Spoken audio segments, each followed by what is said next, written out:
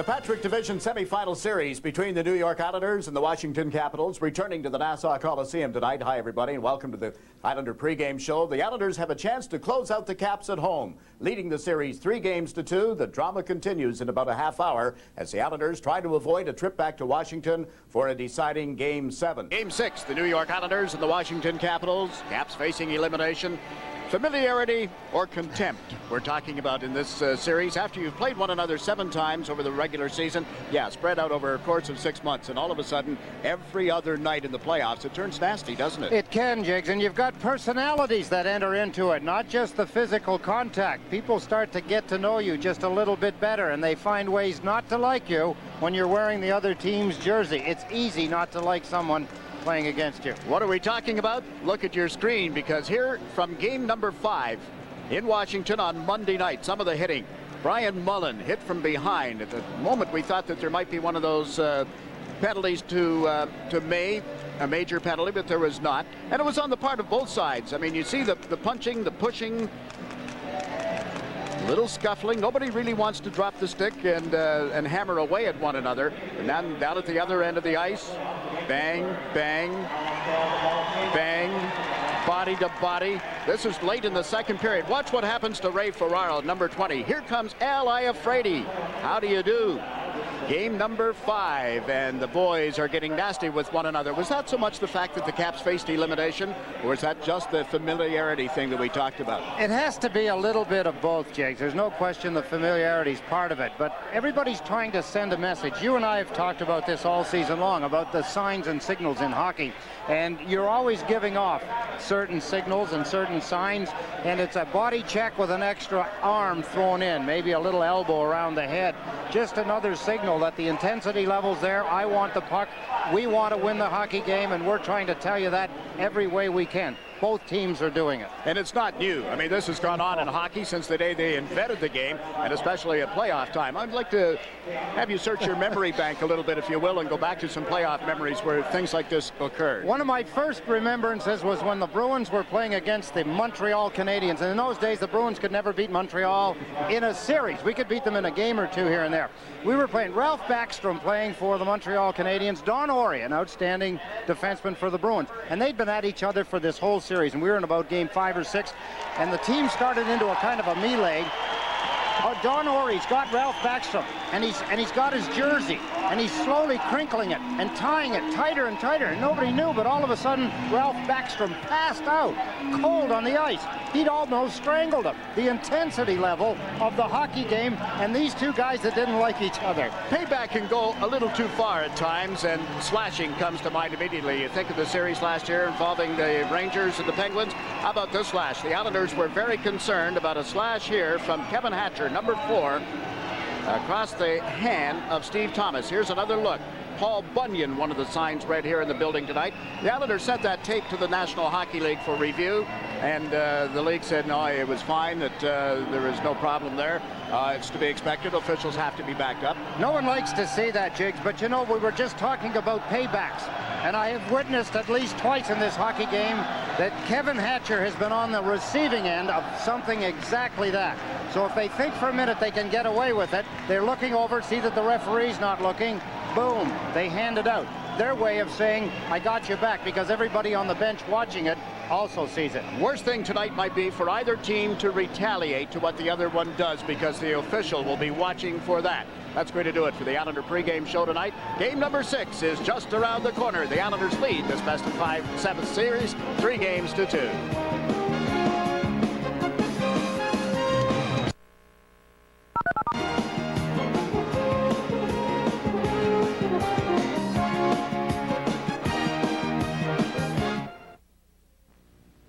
The man known as the Wild Thing. Washington's Al Iafrate was doing his thing to the New York Islanders Tuesday night at the Capitol Center. The big Washington defenseman scored his 3rd of the night early in the 3rd period to give the Capitals what looked like an insurmountable 5-1 lead. But the New York Islanders have been making a habit of coming back from the dead in this series, and with a chance of eliminating the Washington Capitals, they did so again Tuesday. Ray Ferraro, the man his teammates call Pee-wee, came up huge once again for the Islanders, scoring 4 goals, including 3 in the 3rd period to cut the margin to 5-4. but it was a case of too little, too late, as the Washington Caps held on for a 6-4 win. And the fans said, hats off to the Washington Capitals for fighting off elimination. So Game 6 is up next.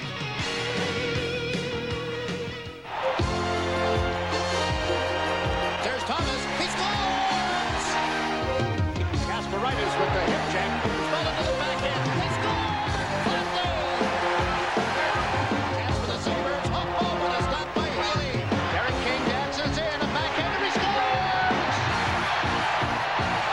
Backhander by King. Rebound. And Pollock scores!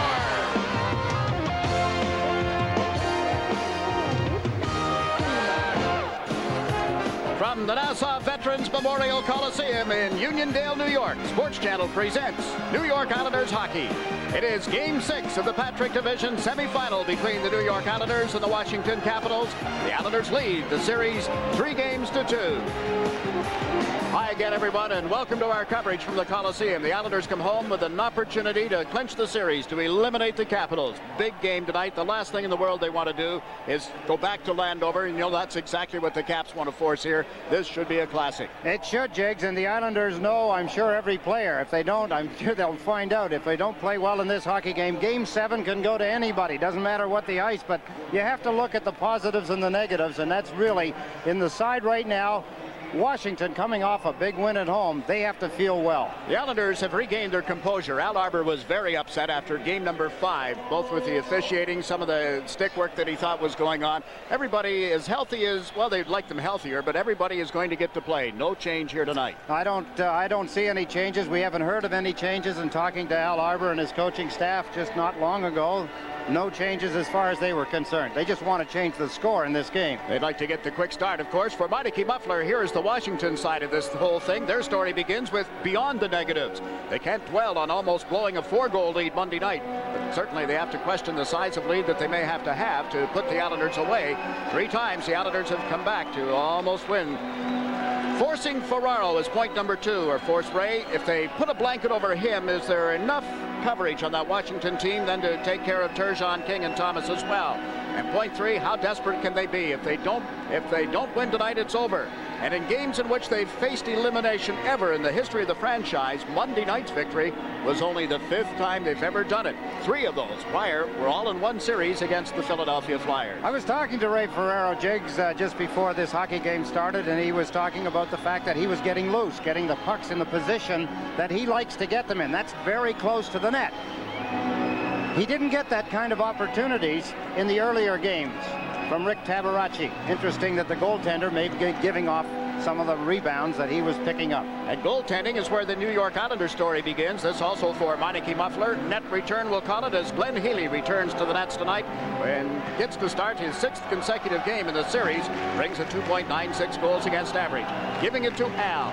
Getting to Al Iafrate. Getting into his face. They can't retaliate that much on Hatcher, but they've got to find a way to shut down Al Iafrate. Force the Washington D to move the puck a little quicker. And the one-on-one battles will be another area to watch for in the Islanders story tonight.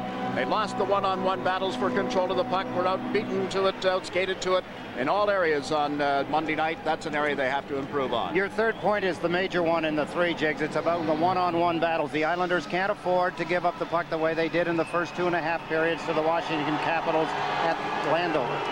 The series, the story for Payne Weber, who remind you, they believe our most important investment is an investment in relationships. There are the scores from the 5 games. Biggest margin of difference.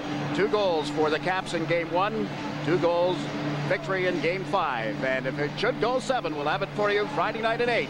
But first, game number 6. We'll be back with more right after this. We're told that the teams are on their way from the dressing room. This building will explode momentarily as we get to that. The keys, the matchups for Ed. What we're to watch for tonight begins, doesn't it, with goaltending? Yes, it does. It's been a big factor in this series. It will continue to be that. Glenn Healy will start again for the Islanders. Not so much of a surprise there. And, of course, Don Beaupre, we expect he'll be back in goal for the Washington Capitals because they won with Don Beaupre in the net in Game 5. They won with him all season long against the Islanders. What worked for the Caps during the regular regular season was the way their defense generated goals. How do the Islanders go about shutting down that offensive defense of Washington? They've got to pick the players up early in the game. They've got to pick them up early in the rush, I should say, Jigs. They're down deep. They've got to get after them. He promised that the building would explode. Here come the Islanders. And quickly, point number 3 in the matchups to watch for tonight. Dale Hunter has been at it all series long. The Islanders have to find a way of nullifying a guy who wears number 32. You've got to get after. You've got to make sure that he doesn't lead this hockey team. He leads them emotionally, Jigs, as well as on the scoreboard. They also, on the other side, Washington are going to have to watch for Turgeon. He's about ready to break out. Islander hockey is back at the Nassau Veterans Memorial Coliseum. And we'll be back for the opening face-off right after this.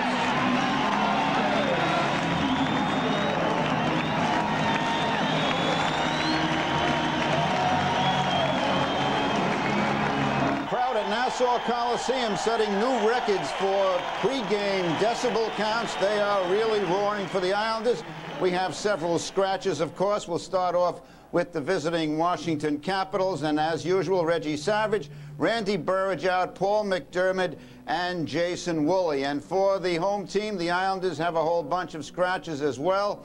Gary Nyland, Marty McGuinness, Scott LaChance, Jeff Norton, Greg Parks, and David Volek. Now, there are a couple of guys who I think are going to be very significant tonight. In the pregame, I had a long discussion with Al Iafredi. He says the man to watch is Peter Bondra, number 12. He feels that Bondra is going to bust out for his team. But the guy who really impressed me at the Capitol Center in the last game was Steve Konowalchuk. He's a 22-year-old rookie, and he plays in-your-face hockey, and he was in the Islanders' face the other night. They've got to watch him, and he's also good on the face-off.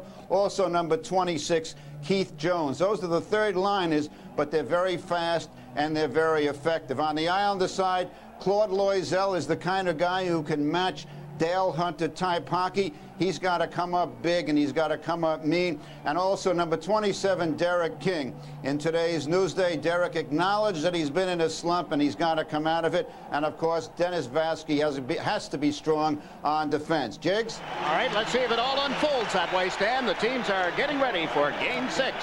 If the Caps win, we're back in Landover on Friday. Here's your goaltending matchup.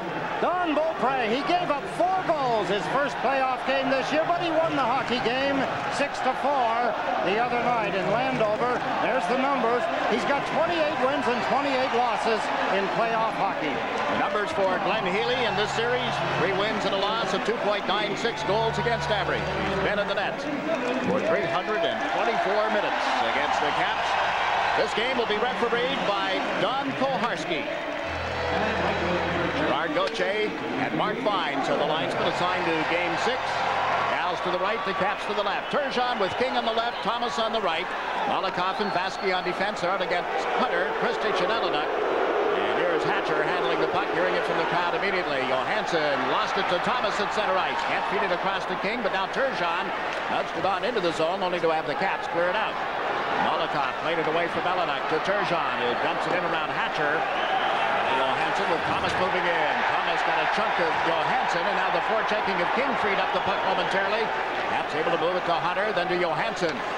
Eleanor on the right side, back to Calle Johansson. Shoots one, going high and wide. Healy gloved it and dropped it for Malakoff. Now to Thomas. Turgeon is brought down the right side by Thomas. He's over the Washington line. The pass to Turgeon, broken up by Pat Eleanor. Eleanor bowled over by Turgeon, then King goes to Johansson. The battle on the boards. The puck being tied up by Pat Eleanor. Still in play according to referee Koharski. It moves out of there back to Kruk. Across to Kasparaitis. Centers one off the pads of Don Beaupre, and the Caps clear to center ice. Good coverage by Calle Johansson. The Islanders with a scoring opportunity. Now Benoit Hogue shoots from the line. Big stop by Beaupre, and big rebound as well. And it came to the line, but not outside, they ruled.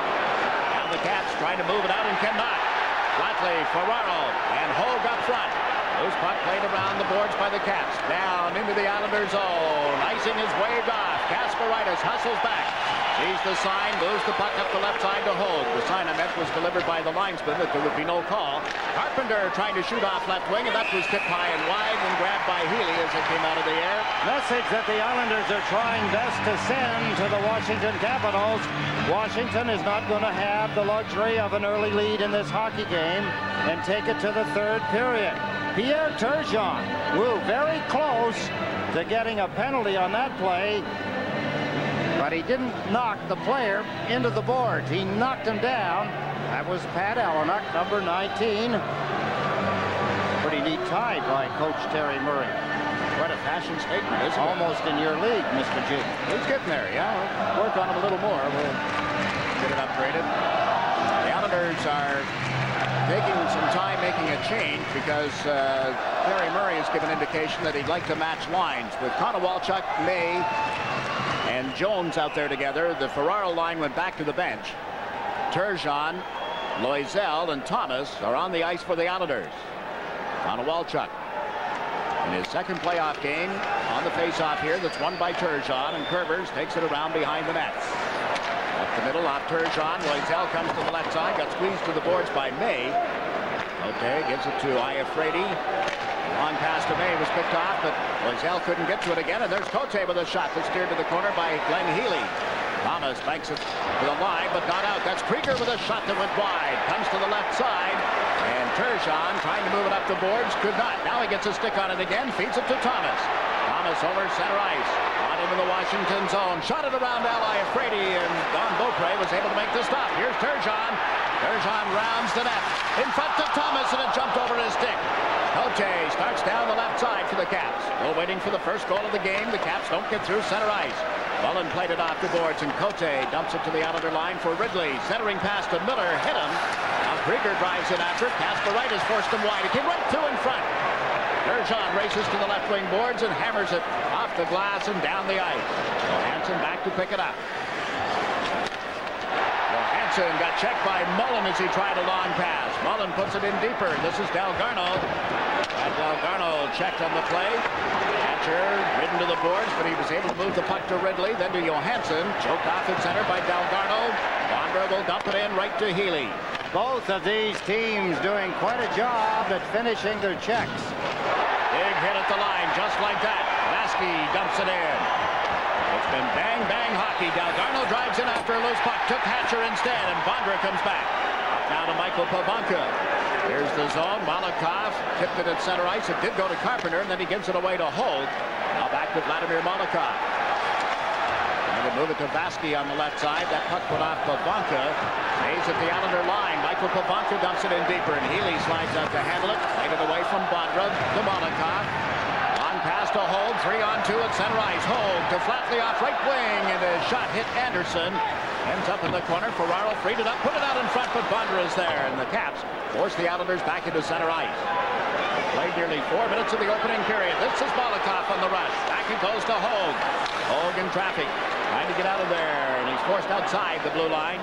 Give it to Kerbers. Hogue will go for a rest. Loisel has come out on the ice. Islanders take over again at center. Peel on to Loisel, and he dumps it in. Bounces one right to Beaupre. Leave it for Sean Anderson. Anderson and Cavallini on defense.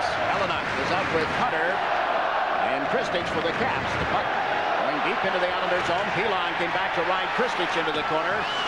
Pilon nudges the puck right back into the same corner. Hunter and Fitzgerald collide. It comes back to the point. Here's Iafrate around Vakota. Tight on the boards, and his shot was blocked by Allenuk. Fitzgerald slams Allenuk to the ice. Kristich and Kerbers go to the boards, and Vakota takes control of the puck. On to Loisel. In and out of his skates. Allenuk had it, lost it to Claude Loisel for the Islanders. Now to Tom Kerbers. Non-stop action here at the Coliseum. Kerbers with a long shot. Pad saved by Beaupre. Loisel puts it right out in front of Vakota. Got taken down. There'll be a penalty on Cote. Play has already been called. Sylvain Cote goes to the penalty box with the first call of the game. Play equal at both ends of the ice, but it's the Islanders' pressure this time out that draws the penalty. Cote there on Mick Vakota, pulling him down to the right of the net of Beaupre.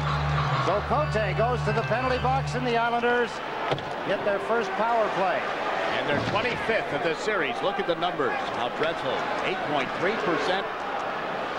2 power play goals on the previous 24 chances. Molotov starts the run. Vladimir Molotov looks to Turgeon, who left the right side. O'Prey looked at Turgeon, who was back of the net. Now the puck is skied to Turgeon, to Thomas, to Turgeon off his skates. Ridley jamming at it. It comes loose for Thomas. Back to the point for Molotov. Into the corner. Thomas with it here. Herber starts in from the blue line. Thomas waits at the top of the circle, then gave it to Turgeon. Turgeon at the dot to Thomas. Checked by Johansson. Back it goes to Turgeon. Trying to get it to the point, but Ridley stepped in, and the Islanders will have to chase it. There's an example of one of the stories you were talking about, Jigs. One-on-one along the boards. Washington wins that one. Tom Kerber slots it in from center ice. Hard around the boards. King trying to get around Krieger. Now Turgeon comes in, and it jumps away from Thomas. Iafrate looks for a seam and plays the puck instead to Krieger on right wing. 2-on-1 with Pivonka. There's the pass, and it just missed. Iafrate at the left wing boards. Long shot blocked by Healy. Now the Islanders start out. 45 seconds of the power play. That pass to King, and they'll be forced right back into their own zone. Lock into forecheck on Krupp. Ferraro plays it back to the Islander defenseman. Went off his stick. Healy gives it to him again. Krupp up the middle of the ice. Left side to Ferraro. Over the Washington line. Slowed up by Pivonka. Got knocked down as well. And here's Hatcher reaching for the puck. And Hatcher didn't get it out of there. Krupp fires one blocked in front. Now Johansson shoots at the length of the ice. 15 seconds in the power play, as you see, and not a shot on goal for the Islander. Ferraro's over the Washington line. Taken to the boards. Back it comes. Molotov to Flatley, and he collided with Beaupre. Hatcher ties up Flatley. Krupp pitches in off the left point. Teams are at full strength as Cote steps out of the box. Holt feeds it to the corner. Flatley centers. Ferraro is there, but they've been tipped by Carpenter. Over goes Dmitry Kristic. They drag it out of the boards. Now Hatcher flips it out of the zone, and Molotov controls at center. Intended for a hold, but Cote stepped in front of him, and the play is being called offside at the blue line. This game is coming to you from the Coliseum. There are the numbers. 12 minutes, 46 seconds remaining in a fast-paced opening period. Either team has put the puck in the net. The Islanders are out shooting the Caps 4-3. On the negative side, they did not get a shot on goal with the power play in. That's been the costly part of the Islanders' game, Jigs. They just don't generate anything on the power play. They don't get it in the offensive zone. The only time they've done that, I remember going back to the second game of the playoffs, first power play they had when they stormed up the ice. Each time they had the puck, they forced the penalty killers of Washington to back up. Elon is taken to the boards here by May. Elon comes away from the check, gave it to Makota, to Loisel. Both teams using all 4 lines. Kasparaitis drives in after a loose puck. Bump. Cavallini gets checked. Right in front was Makota. He couldn't make the puck lie down in time to shoot it. May at center ice strike. Cavallini out to Jones. Stepping in front of him is Darius Kasparaitis. Then Loisel bumps Keith Jones. May gets pushed to the boards by Makota. The puck bounces back towards Vladimir Molotov. Through center ice, Molotov fires one off Cavallini, and he goes down. Cavallini has been hurt. Referee Koharski calling the play. Puck come up off his stick, Jigs. I think that one may have caught him in the face. Remember Rich Pilon, how he was injured with a puck deflecting from his stick, coming straight up off the top of the stick, hitting him in the face. I believe that's the same situation with Paul Cavallini. He had his best hockey game in Game 5. He looked more like the Kevin Hatcher. There's Molotov there. We didn't go off his stick, though.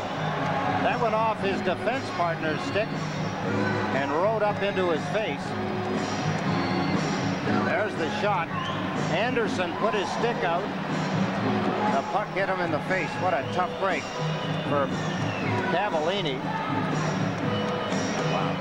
Hockey players sense that, and they do their best to stay out of the way of it, but they do not like to take their eye off the puck if they can help it.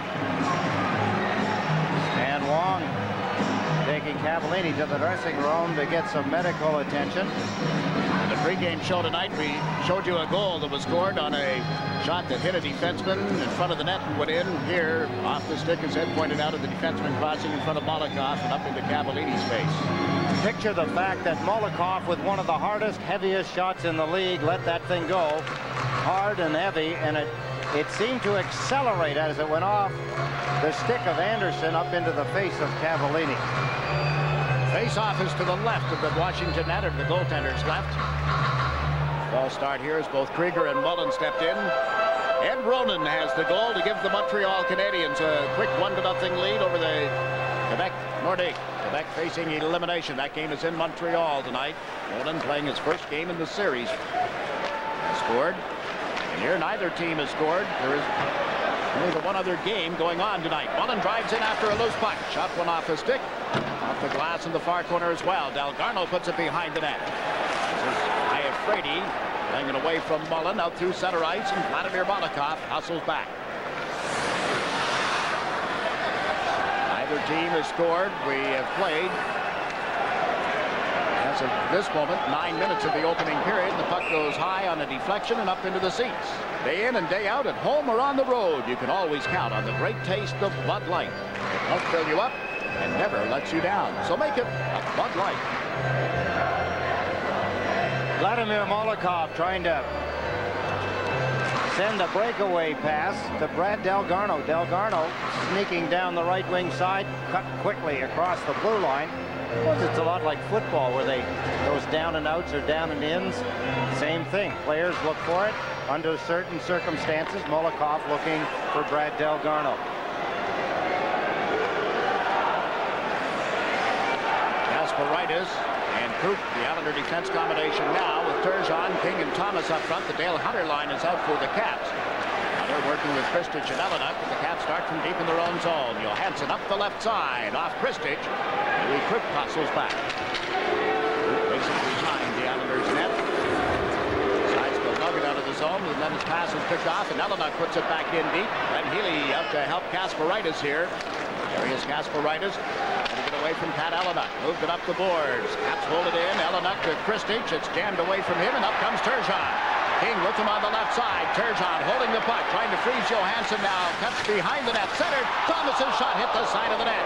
Kruk falls as he tried to pinch in, and the Caps come up 3-on-1. Kristich down left wing. Dmitry Kristich to Ellinak. Centers, and Hunter scores. Beautiful passing play, the first major mistake of the hockey game. The Islanders, it actually was more of an accident than a mistake. Yuri Kruk fell down. Away they broke, three abreast. Here they come. Darius Kasparaitis. Instead of moving back, there's Hunter all by himself. Nobody gets back in time. Look where Hatcher, the defenseman, he's also down. Joined the play as the fourth forward. Beautiful pass by Ellinak onto the stick of Dale Hunter. You could see how much net that he had to put it in. All of it. Beautiful pass here. A little off balance by Ellinak to Hunter, and he easily put it in. 1-0 lead. The Washington Capitals. Number 7. Goal number 7 for Dale Hunter. And that is his 36th Stanley Cup playoff goal in a long and brilliant career. Coming at 9:58 of the opening period. Now the Islanders with Ferraro, Hogue, and Flatley out on the ice. They've dumped the puck in, and Cote goes across to Iafrate. Back to Cote. Once more to Iafrate. It was off his skates. He's got it on the stick here. Off the left wing, and Healy makes the save. Molotov takes it behind the net. Played it through Bondra onto the stick of Hogue. Dumps it out of the zone, but Cote is back. Ferraro knocked it away from him. Loose puck. Picked up by Hogue. Hogue turns on Carpenter, resets at center ice with a pass to Flatley. Hard around the boards. Carpenter and Ferraro go to the boards. Carpenter played the puck to the line. Vasky held it in. This is Ferraro. Hogue coming late. Hogue pulls up over on right wing. Centered into the skates of Vasky. Flatley reached for it and missed. Ferraro held it at the line and then backhanded it wide. Beaupre around the boards with that feed, and Iafrate taps it towards center ice. Tom Curvers to shoot it back in, and the Islanders get the play on side again. Flatley just reached around and dragged Carpenter to the ice. No call. Cote, and his pass almost picked off by Fitzgerald. Now the Caps have dumped it in and will go for a player change as Curvers takes it behind the net. Up around to Loisel. Checked in his own zone. Loisel battling Keith Jones for it. Curvers flips it to the line. Hatcher knocks it down. Kevin Hatcher got away from Vakota. In deep, that's Keith Jones. Walchuk. Checked by Tommy Fitzgerald, who plays it around the boards. Hatcher pinches in off the right point. Shot one well wide. And off the left side now. Anderson puts it behind the goal. The Islanders racing for it is Curvers. Jones on him. Here comes May. Centers one in front. Walchuk tipped it to the corner, and Mitch Vakota tries to get it out for the Islanders. Does for the pass to Fitzgerald. Works on Hatcher at the Washington line. Left it for Loisel. His shot is blocked by Beaupre. Chasing the rebound is Vakota, but the Caps come away with it. Walchuk to the center ice strike. Washington leading 1-0 as Hatcher puts the puck deep in the Islanders' zone, and the Caps again go for a change. There is Kasparaitis. Trying to catch the Caps in a fire change, then cuts to the right side of the ice, on into the Washington zone. Kasparaitis backhanded it high and wide. Arnold checked here by Johansson, but Mullen is there. Turning on Krieger. Johansson and Delgarno continue to battle for it. Now the Caps get a stick on it. Miller move into the center ice area. Ridley, I should say, and Miller, and it's dumped down into the Islanders' zone. First man back is Darius Kasparaitis. Caps lead 1-0 as Kasparaitis moved it up the right side. Travis Green is offside as he makes contact with the puck. The Caps with a 1-0 lead. First period action on SportsChannel.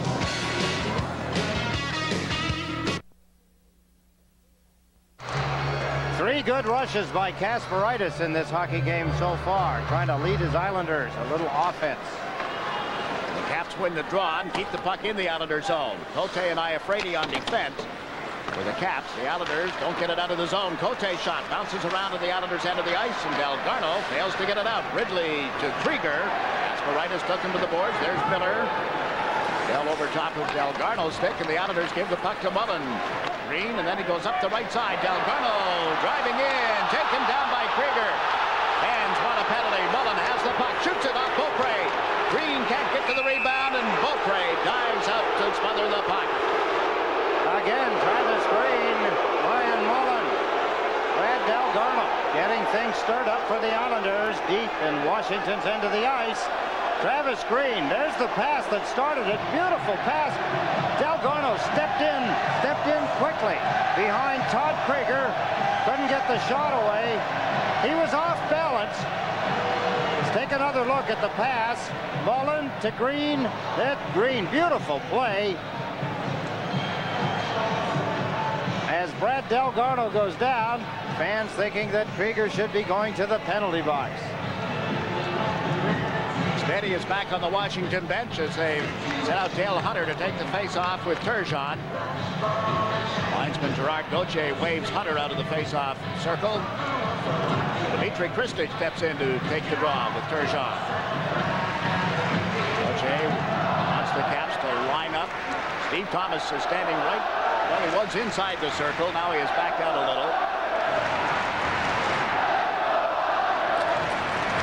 Won the face-off. Thomas to King. Back to the point for Pilon. Doubles it into the far corner. That's Thomas after it. Johansson on him. Steve Thomas trying to play it through to Turgeon. King comes over to help. The puck pops loose for Hunter. On to Kristich. Dmitry Kristich to the right wing boards. Hunter jabs it in around Pilon. They scuffle a little, and now Molotov goes after the puck. Got Kristich away from it. Turgeon gave it to Molotov. His shot is tipped, and there will be a penalty. Referee Koharski with his arm in the air, signaling a penalty against the Washington Capitals. It's a roughing penalty. And it's on Dale Hunter. Must have been for that semi-punch into the face of Rich Pilon. Here's Hunter with the puck. Slides it down the boards, and then boom! Rich Pilon went for the head as well. He missed. Hunter connected. Hunter gets the penalty. There's the exchange. I have to assume that that's the roughing penalty that Hunter has received, and the Islanders will get their second power play. First one they may as well not have had because they didn't get a shot on goal, did not get a scoring opportunity, did not set anything up. They've got to get a little more speed. They've got to use speed against this penalty killing unit through the middle of the ice, force them to back up into their own zone.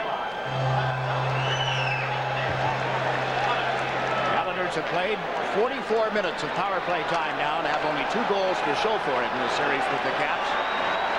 Rivers brings the puck to center ice and slams it around the boards. Away from Beaupre. Ferraro and Flatley come in on the left side, trying to control the puck. Flatley got knocked down, but Rivers covers the point in front of Ferraro. Johansson was on him.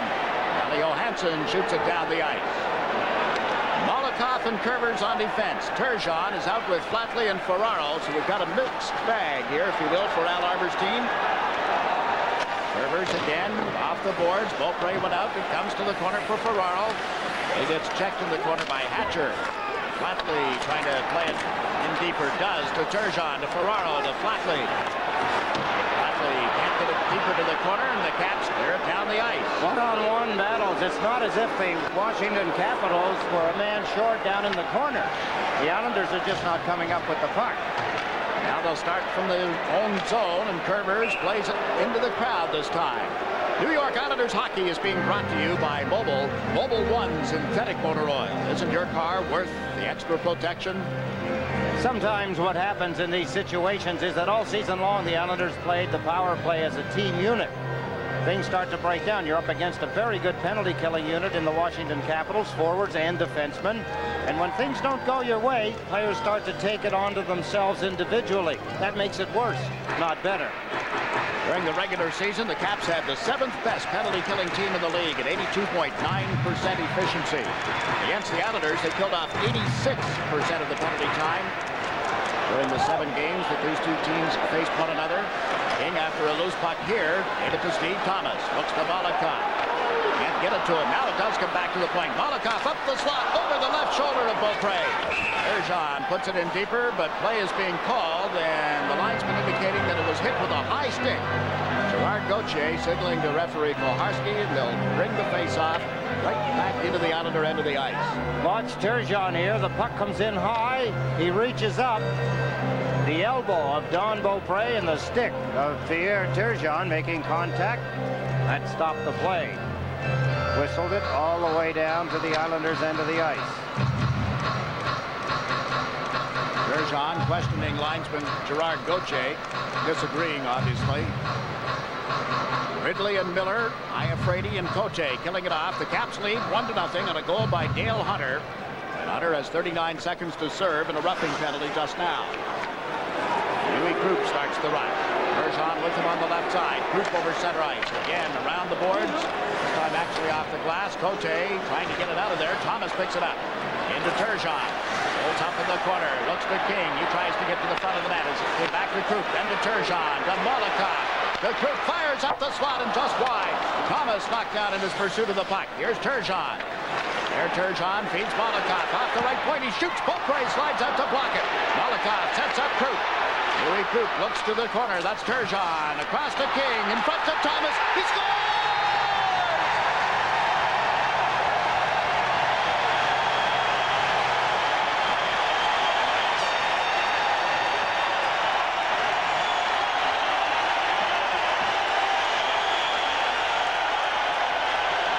I was wondering if it was a power play goal. The time was up, but Hunter stayed in the penalty box. He must have been watching the play, became a spectator, watching Thomas put it in. Beautiful passing, crisp. Finally, the Islanders get it going. There's the pass across, the relay from King to Thomas. The Islanders have a goal, not a power play goal, even strength goal, but more importantly, they have a 1-1 tie in the first period. Wonderful passing, click, click, click. Turgeon, King, and Thomas, his third of the playoff series. It might just as well be a power play goal. There's no way you can get the man out of the penalty box and into the play, but it's exactly 2 minutes after the penalty to Hunter had been called. So technically, it is a full-strength goal. And the game is tied, 1 apiece. Loisel sends Fitzgerald over the line. He shoots off the catching glove of Beaupre and cleared out of the goal crease by Calle Johansson. May starts out for the Caps. Flips it on into the Islanders zone, wide of Healy. Healy banks it up the boards, and it's May, goes to Loisel, down to Fitzgerald. He looks cross-ice. Ferraro, Fitzgerald, and Loisel into the Washington zone, and Beaupre banks it off the glass. Knocked down by Ferraro to Claude Loisel. Loisel trying to move it away from Connor Walchuk. Ferraro has been taken down, pinned on the ice. The puck is beneath he and Jones. This game is tied, 1 apiece. Tom Fitzgerald, who's had some very good scoring chances. This was a great shot. He set up the screen. Beaupré, at the last second, got his glove on it. Didn't have enough glove on it to catch it, but he got enough glove on it to deflect it. Now Green, Delgarno, and Mullen are out for the Islanders. Ball start on the face-off. Green appealing to linesman Gerard Gauthier. Ivanka is the centerman on this line for the Washington Capitals, with Carpenter on one side, Bondra on the other. Paul Cavallini is back in the action after having been hit early in the period. The puck up into his face. Now Delgarno goes down like a ton of bricks. A stick, I believe, came up and caught him, and referee Koharski has called the play now. An indication of a stick from linesman Gerard Gauthier toward the referee. Well, this could be serious, too, if Delgarno is cut. Kevin Hatcher seems to be the guy they're looking toward. Koharski looking at him now. There's oh yeah, there's the stick.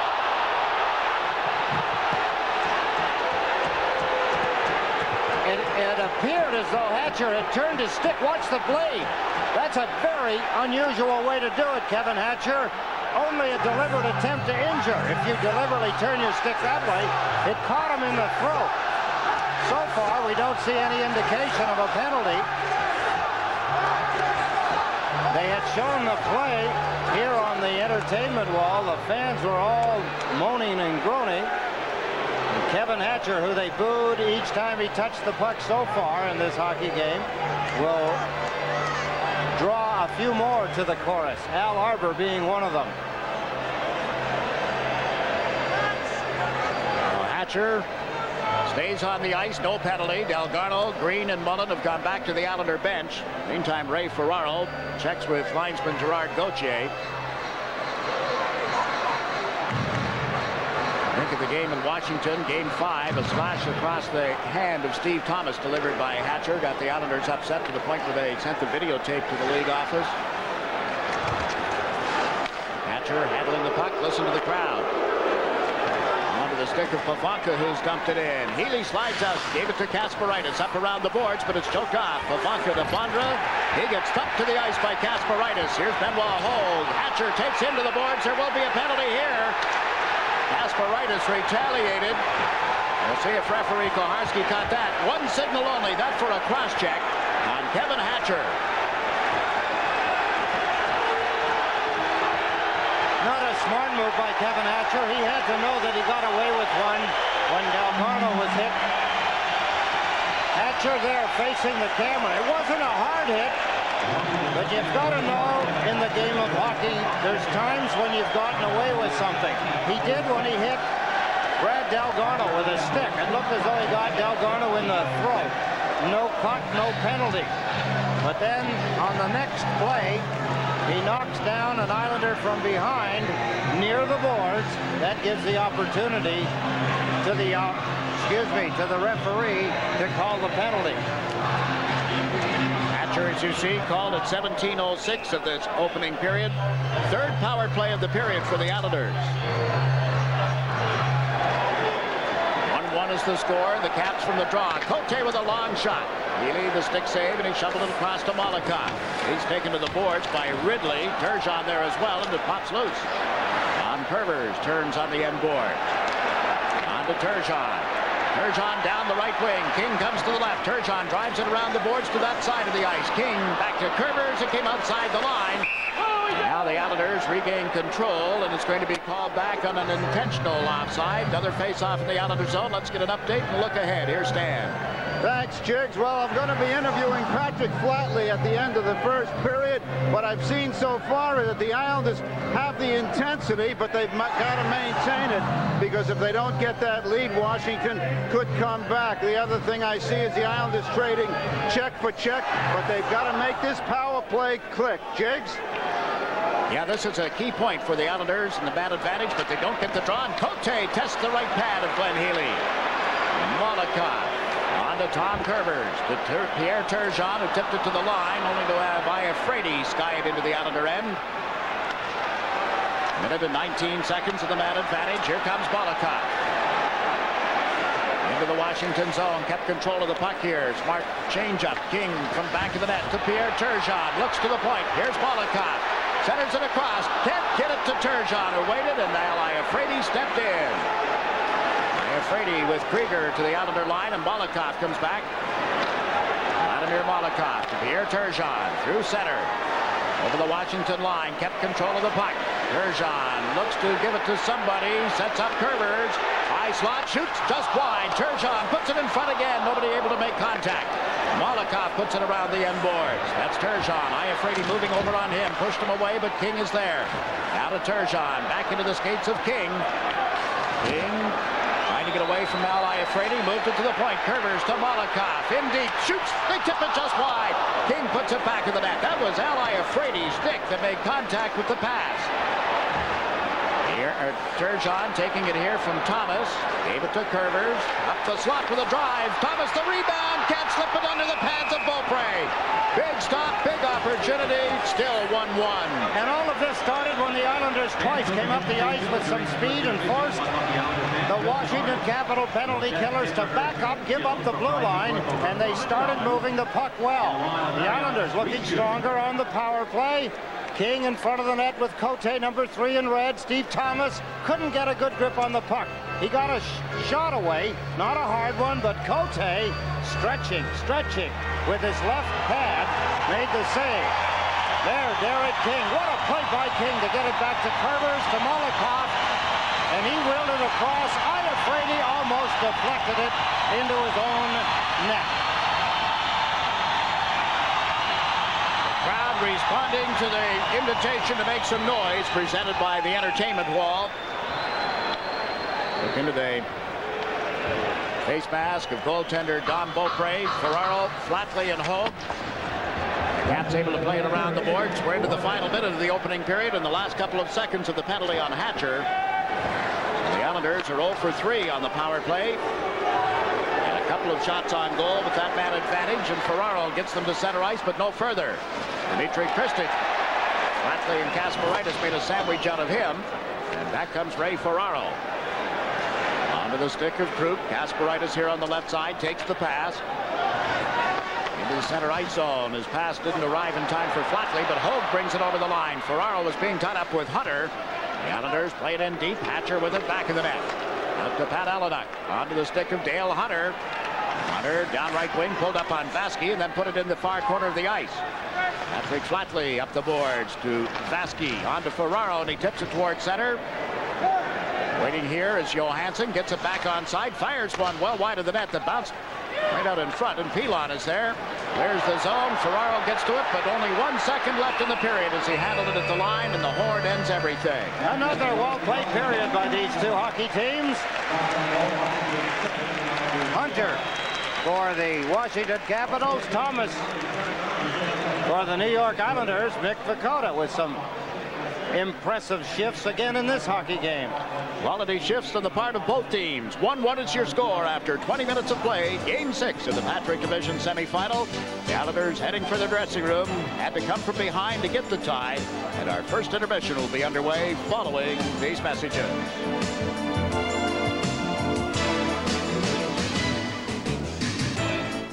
Wins this game. The 7th and deciding contest would be Friday night at the Capitol Center. If the Islanders win, they would go on to face the Pittsburgh Penguins for the division final, a series that would open in Pittsburgh on Sunday. But there's still a lot ahead. Still 40 minutes of play here. And there's the reminder that Friday night's game, if necessary, would begin at 8 o'clock. The captain of the New York Islanders, Patrick Flatley, joins Dan Fischler. Thanks very much, Jiggs. We have a 1-1 tie, and I'm very curious as to the captain's interpretation of the first period. Tell me about it. Well, the fans, we were really pumped up for the period, almost a little too much early. I think we got caught out of position once or twice with the getting caught up in the excitement, but we settled down towards the end, and I thought we had a pretty successful period.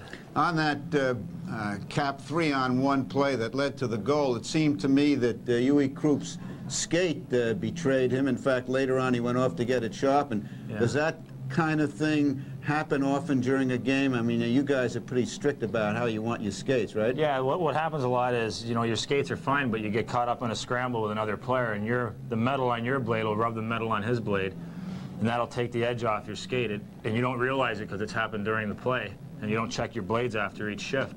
So we probably got into a scuffle and lost an edge on the ice and didn't realize it and went to turn, and you know that happens quite often. It's just most of the time, though, it doesn't happen in that type of situation. You know, you're fortunate enough not to have that happen. What was the mood of the team in the room before the game? Very excited. You know, we feel we have everything to gain and nothing to lose, and you know, we just want to play with reckless abandon and enjoy the hell out of it. Okay, a lot of people were concerned about you, the injury that you suffered. We're going to take a look at it, and then I'd like you to just tell me whether you've seen this at all yourself, whether you've watched this play. Here it is right here, Dale Hunter taking the face-off. Did you ever see this before? No. I can't, I mean, I can't say if that was on purpose or not, but it was, those types of things happen, I mean, in hockey, so thank God I made it out of it all right, and we came back to win the game, and that was the main thing. Now, how is your vision right now? How's the eye? Good. The eye is good. Yep. Well, we were watching this first period. A couple of stats. Isles out hit the Caps 12-8. Caps won face-offs 8-6. Does that mean anything, any significance to that? Well, the face-offs are crucial because, you know, they will determine the possession of the puck initially, and we'd obviously like to do better in the face-offs, and the hitting is also vital. Hopefully most of those hits are on their D, because that's what we'd like to do, is take their D out of the game. But there are two stats. The hitting is sometimes you know, an unrecognized stat, but we have a lot of key guys like Brad Delgarno and Mick, and we have a lot of journeymen that do a good job at that. Now, going into the second period, score tied 1-1. What is the preferred Islander strategy? Well, we just want to clog them up in the middle and keep their D out of our end as much as we can. And they're such a big part of their hockey team, and if we can eliminate them, then I think we got a pretty good chance at it. Okay, thanks very much. Jiggs? Thanks, Dan. The insights of Captain Patrick Flatley. The Islanders and the Capitals tied 1-1. We have played 20 minutes of Game 6 of this Patrick Division semifinal. There's still more to come as our intermission moves along following these words. This copyrighted telecast is presented by the authority of the New York Islanders, and it's intended solely for the private, non-commercial use of our audience. Any publication, reproduction, retransmission, or other use of the pictures, descriptions, and accounts of this game without the express written consent of the Islanders and SportsChannel is prohibited. Teams at full and equal strength to open up the second period. Hunter and Turgeon on the draw, and the puck went back to Hatcher at the Washington line. Again, he hears it from the crowd. Turned back from King, gave it to Johansson. Johansson up ahead, jumps over Kristich's stick, and then Johansson went to the deck, and a hit from Thomas. And an icing call is made against the Washington Capitals. There's an area in this hockey game, Jiggs, that all this series long has played the Islanders. Dale Hunter and his Washington Capitals have picked the Islanders apart. Gary Murray a little upset about the icing. It's around the boards. You watch the Islanders in their own end of the ice. They constantly push the puck, shoot the puck around the boards as the winger tries to pick it up. They've either got a winger or they've got a Washington Capital defenseman bearing down on them all the time. An update from Montreal. Paul DiPietro has scored the goal to give the Canadians a 2-0 lead over Quebec. If Montreal wins, they win the series. The same story here. If the Islanders win at home, they win the series. Molotov with a shot. Change direction off a stick. And Vasky wheels it around behind the net. This is Derek King. In deeper, Thomas. The Turgeon trying to drag it through Hunter. Reaches back for it. Put it in the side of the net. Big scramble here. Turgeon, look at the play. And finally, Johansson is able to pry it loose. Calle Johansson around to Hatcher. Hatcher plays it up right wing. It's tipped to Hunter. He has Kristich with him. Went back the other direction for Ellenuk. And Ellenuk centers off Molotov, and the Islanders get out of the zone. Turgeon down the right side, working on Iafrate. Turgeon can't get it to King. Thomas coming late, picks it up. Steve Thomas plays the puck toward the net. Derek King can't get it to Turgeon on that play. King and Kristich go to the corner. King dragged to the ice. Kristich back to the net. King is down on the deck. The puck came to him. And Derek King shaken up here. Pushes the helmet back up on that forehead. I think he hit his head when he fell backwards, Jiggs. He went a little out of control when he fell back. His feet went out from underneath him. May have been his head. There he has a hold of Iafrate's stick. Kristich, I guess it might be, and then boom. Watch his head now as he goes back. There, see him whack his head. Stunned him. He's having some words now with Hatcher as he heads to the Islanders bench. Kristich, it was not Iafrate as I reported. I believe it was as he hit his head. The helmet jars on his head. May have gotten some of the stick as well as it creeps up, got in under his chin. Boy, watching the game today from the World Championships in Germany, Mike Keenan, the new Ranger coach, is not wearing a shirt and tie. Can't get one on. He's had an infection brought about apparently because of some makeup that he put on for an interview, or was put on by one of the television outlets for an interview. And it got into his skin, and he has been going to the hospital in Munich every day to have it dressed and attended to. He looked almost mummified today. He was in big pain. Canada, by the way, won 5-1 over Finland today. Recchi had a couple, so did Dave Manson. Maybe that taught him a lesson. Stay out of our business. Hopefully. Cote trying to clear the puck at the line, and it's called on an offside. And while we have a moment here, all of us in sports, and sports television in particular, extend our deepest sympathies to the family of the late Jim Valvano. Young man, born and raised in Seaford, Long Island, passed away this morning, leaves a wife and 3 daughters. Great basketball man, a great sportsman. We'll all miss the personality of Jim Valvano.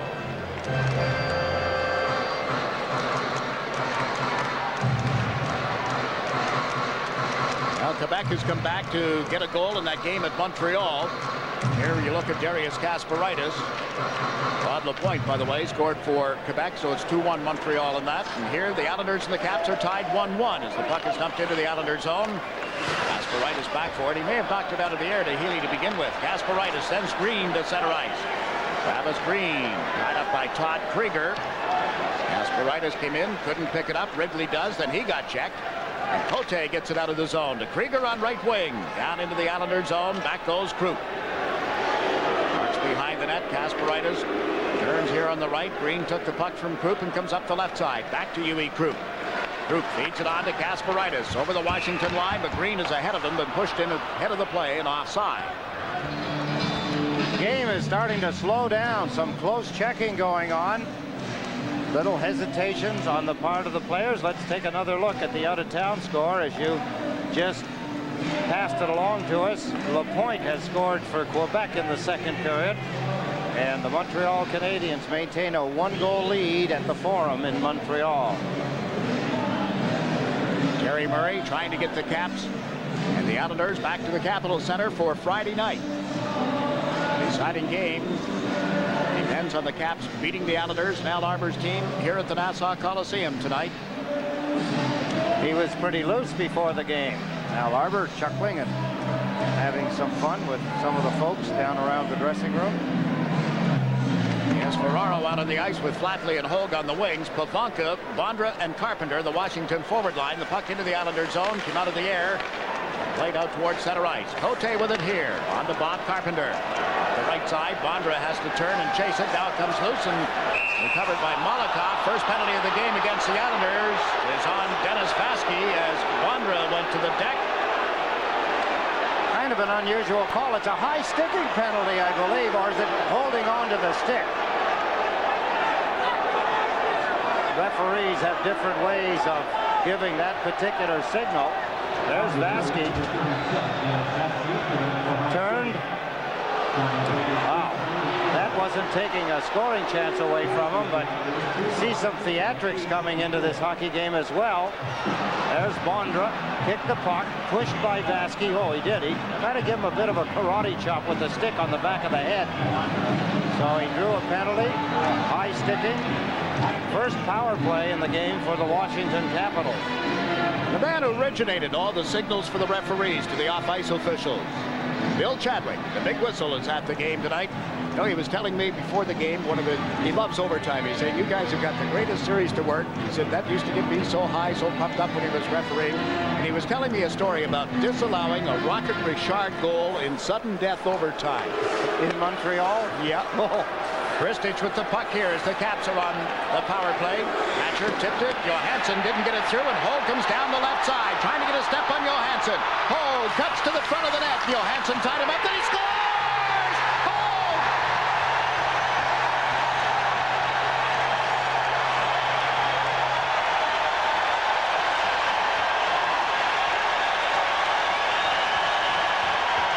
The Islanders need Benoit Hogue. They need him for a lot of reasons. They need his speed. They need his scoring touch. They need his passing ability. Here he shows the speed that he possesses. Look at him drop the shoulder and cut in front of Calle Johansson. Take me out of the play and you get a penalty. Leave me alone long enough and I'll get a shot away. And he did. He put it underneath. Beaupré. Watch Beaupré here as he goes across the net. Blocked. And then just as Benoit Hogue let the shot go, he seemed to let up a little bit. It got over his stick between his knees. And the Islanders, with the first short-handed goal by either team in this series, lead 2-1. Hogue's second goal of the series. It's his 5th ever Stanley Cup playoff goal. Harry will lift that head momentarily. He's jotting something down here. Unassisted goal for Hogue at 2:41 of the second period. That is the 12th shorthanded goal of the 1993 Stanley Cup playoffs. We've already had 12 games, go to overtime, including the 2 last night, which equals the entire overtime story for the 92 Stanley Cup playoffs. All series. Ivanka, remember, Hunter, they're still on a power play. Johansson sets up at the point over to Dale Hunter. Hunter looks for the man down low. Pavanka centered. Hatcher hit the outside of the net. Evan Hatcher chased to the corner. The puck comes back. Kristich at the point. Up the slot. Tipped wide off Pavanka's stick. Flatley steps in front of Pavanka. They get it to the line, and now outside the line. Kasparaitis can't move it to Mullen in time. Once more, the Caps come to center. Kristich with the pass. It's blocked by Kasparaitis. Up comes Hogue. Driving on Hatcher's side of the ice this time. Pulls up on the big defenseman. Hesitated, then played it cross ice to Pilon. Rich Pilon dumps it back in the net. Hogue's forechecking, knocked it away from Pavanka. The crowd reacting. Pavanka steps into the middle. Molotov knocked it loose. Hatcher goes back. Got turned around by Fitzgerald. Here comes Kristich with 42 seconds in the power play. Couldn't get it to Ridley. Listen to these fans get in behind the penalty killers. Hatcher to Bondra. 30 seconds in the power play. Into the Islander zone goes Bondra. Iafrate not offside, they rule. But Hogue swiping at the puck clears the zone. Back forward is Cote. 19 seconds in the Caps power play. Sylvain Cote shoots it in from center ice. Healy traps it back in the net. Gave it to Kasparaitis. Up off the boards toward Patrick Flatley. It comes outside the Islander zone. Benoit Hogue, the fans chanting. And so they should. He has given this team the lead. Bondra to the Islander line. Got checked. Flatley gets knocked down by Ellenuk, and Krug plays it around the boards. Teams at full and equal strength. Larry King down the right side to Thomas, and the delayed offside at the Washington line. Up steps Iafrate. Shoots from center ice. It went off Kasparaitis. Bounces to Healy. Puts it back to the net. Quickly they center, but nobody there for the Caps. Islanders out of the zone. Thomas on Johansson here. Looks to Krug, who comes late. He shoots off the stick in front of the net. Nice setup, but no cigar. Now Turgeon backs into Krieger. The puck to Thomas.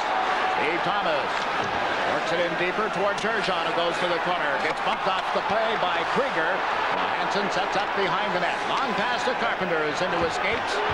Carpenter turns it over at center ice. Steve Thomas got knocked down. King is checked. Here's Krieger. Rod Krieger, right side to Miller. Miller checked by Kerber. John Kerber plays it around the end boards. Up the right side it goes. Handled now by Turgeon. King with him over on the left side. Turgeon holds it into the middle. Pilon comes right in on goal and is denied by Beaupré. Rich Pilon puts it back in the net for Thomas. Out in front is Turgeon. King can't get to it as Hatcher tied him up. And the Caps have iced it. Islanders 2, Capitals 1.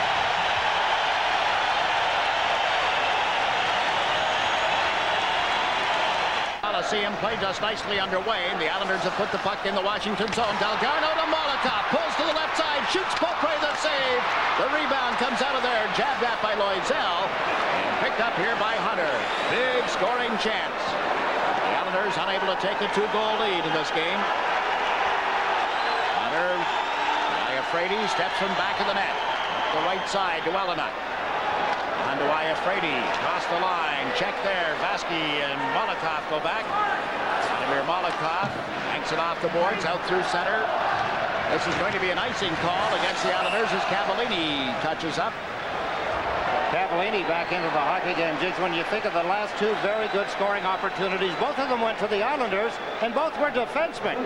Talking in the pregame show, West Falls Way talked about how the Washington Capitals did so much damage in Game 5 with defensemen moving up the ice. Well, let's take a look as the Islanders reverse the roles.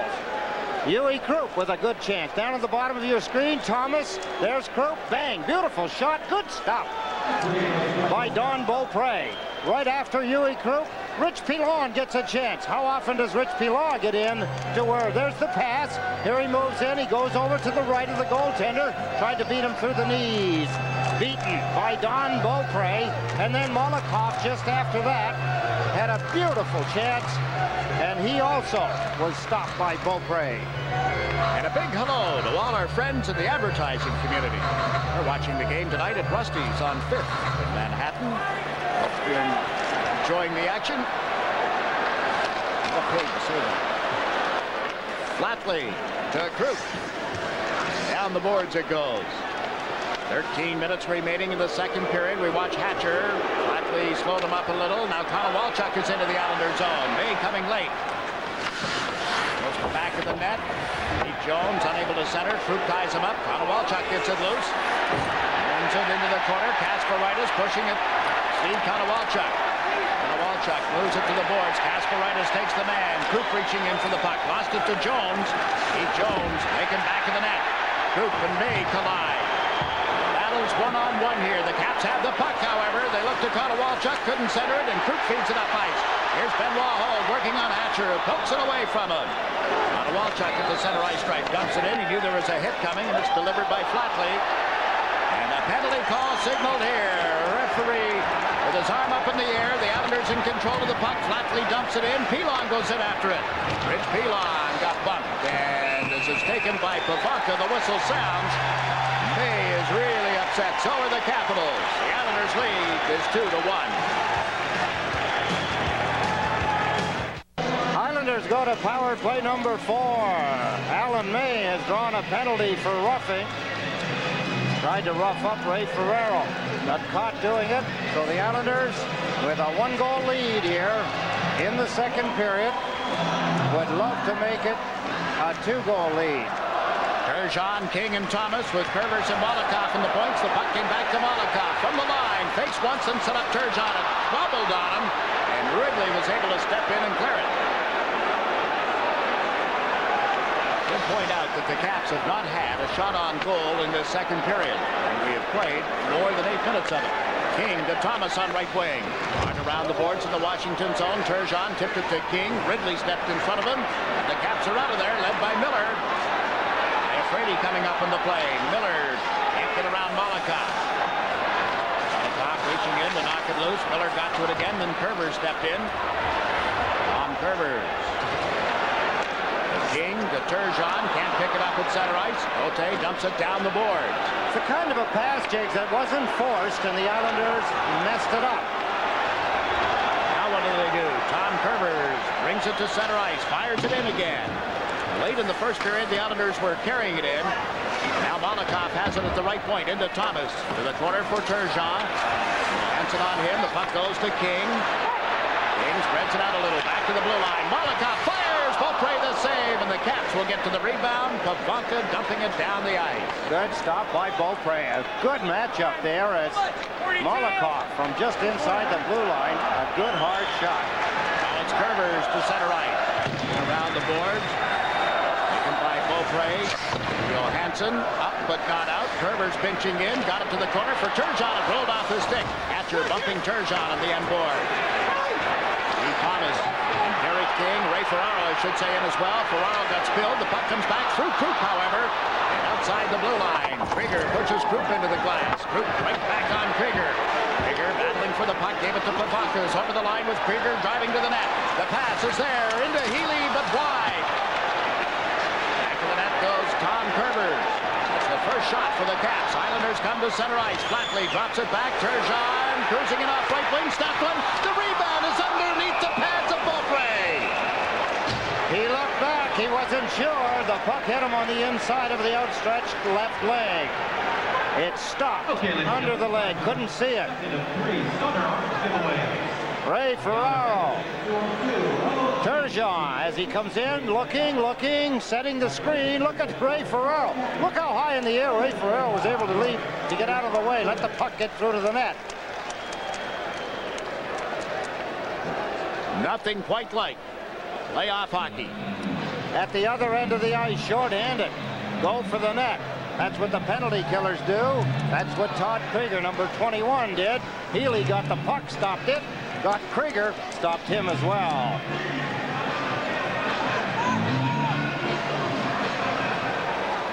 Ray Ferraro with 8 goals in the series. One behind Michael Bossy in the series with the Boston Bruins. His all-time goals in one round for a New York Islander. Kasparaitis with the puck back of the Islanders' net. We passed the midway point of the second period. There is Kasparaitis. Dennis Vaske into the middle for Brian Mullen. Back to Kasparaitis. Into the zone at least. And the Caps able to clear it out. It was a delayed offside on the Islanders. Bondrathani had it, missed it. Now he jabs it into the Islanders' zone, and that play is offside. A great way to reward yourself after the game is with the fresh, pure, natural taste of a nice cold Budweiser. Proud to be your Bud. Islanders doing a good job now holding the blue line and not allowing the Washington Capitals at even strength to penetrate. Terry Murray, a different look. The Islanders ahead 2-1 in the second period. Signaling one of his players. Stay out on the ice. Al Iafrate being replaced by Cote. Look at Al Iafrate, pumped up, sharing that with his teammates. Now he's back on the bench. Cavallini and Cote, the defense pairing. And they put the puck in the Islanders' zone. Cleared out of there by Tom Fitzgerald. Islanders are 0-4 on the power play tonight. Have had 4 opportunities, and that's been one of the major stories in the series, not being able to make the power play click. It looked as though they were starting to get the right idea. Second and third power plays, but it failed again in the fourth to generate any scoring chances. Nick Focola went into forecheck. Now Tom Fitzgerald picks up that roll. Walchuk got it outside the line and shot back in by the Islanders. Cavallini with a big hit delivered by Mick Focola. There's going to be a penalty. Puck jammed up against the boards in front of the Islander bench. Cavallini draws the attention of referee Koharski. Focola, as you see, is without a helmet. And the Islanders' lead is 2-1. You're watching the New York Islanders and the Washington Capitals. Playoff hockey is on SportsChannel. Back-to-back penalties for the Washington Capitals. Paul Cavallini has drawn a roughing penalty. May just before him. Maybe the Islanders ought to do it the other way around. The last goal they scored short-handed with Dennis Vaske in the penalty box. Well, this is power play number 5. Let's see what happens. Curvers and Molotov in the points. Flatley, Ferraro, and Hogue up front. Hatcher had it knocked away by Flatley. Hogue to Ferraro, back in the net. Spins it around toward Flatley. And Ridley took it away in the effort to move it back to Molotov. Ridley into the Islanders' zone. Molotov steps into him, and Patrick Flatley feeds it off the board. Ridley tried to put it back in. Did they roll? And it's being called on an offside. An update from the Forum in Montreal. And again, it's DiPietro with the goal. Sakic had tied it for Quebec, and then DiPietro with his second. And it is 3-2. Canadians leading in that game. Some of the names that maybe aren't all that familiar, like Ed Ronan playing in his first Stanley Cup playoff game, the former Boston University Terrier getting a goal to give Montreal the lead tonight. They went up 2-0. Quebec came back. DiPietro has his first 2 Stanley Cup playoff goals. They could be cheering Ray Ferraro. They do cheer Ray Ferraro. Trying to break the noise meter again. And he is so accommodating. Tonight's game being televised across Canada on TSN. Harry Green, former Caps coach, is here tonight along with Jimmy Houston. He was in their studio. in with the boys from Bristol at ESPN who are covering the game as well. America's guest. Here's Turgeon feeding the puck into the Washington zone. Flatly after a cup bump. Now Turgeon comes in. Efraidy slams it around the boards and down the ice. 1 minute, 15 seconds remaining on the penalty to Cavallini. Tom Curvers leads the rush for the Islanders. Around the boards again. Beaupre doesn't go out of the net. The Islanders flood the right wing side of the ice, but don't come up with it. Efraidy trying to move it out. Turgeon brings it in off new boards to Flatley. Back to the point for Molotov.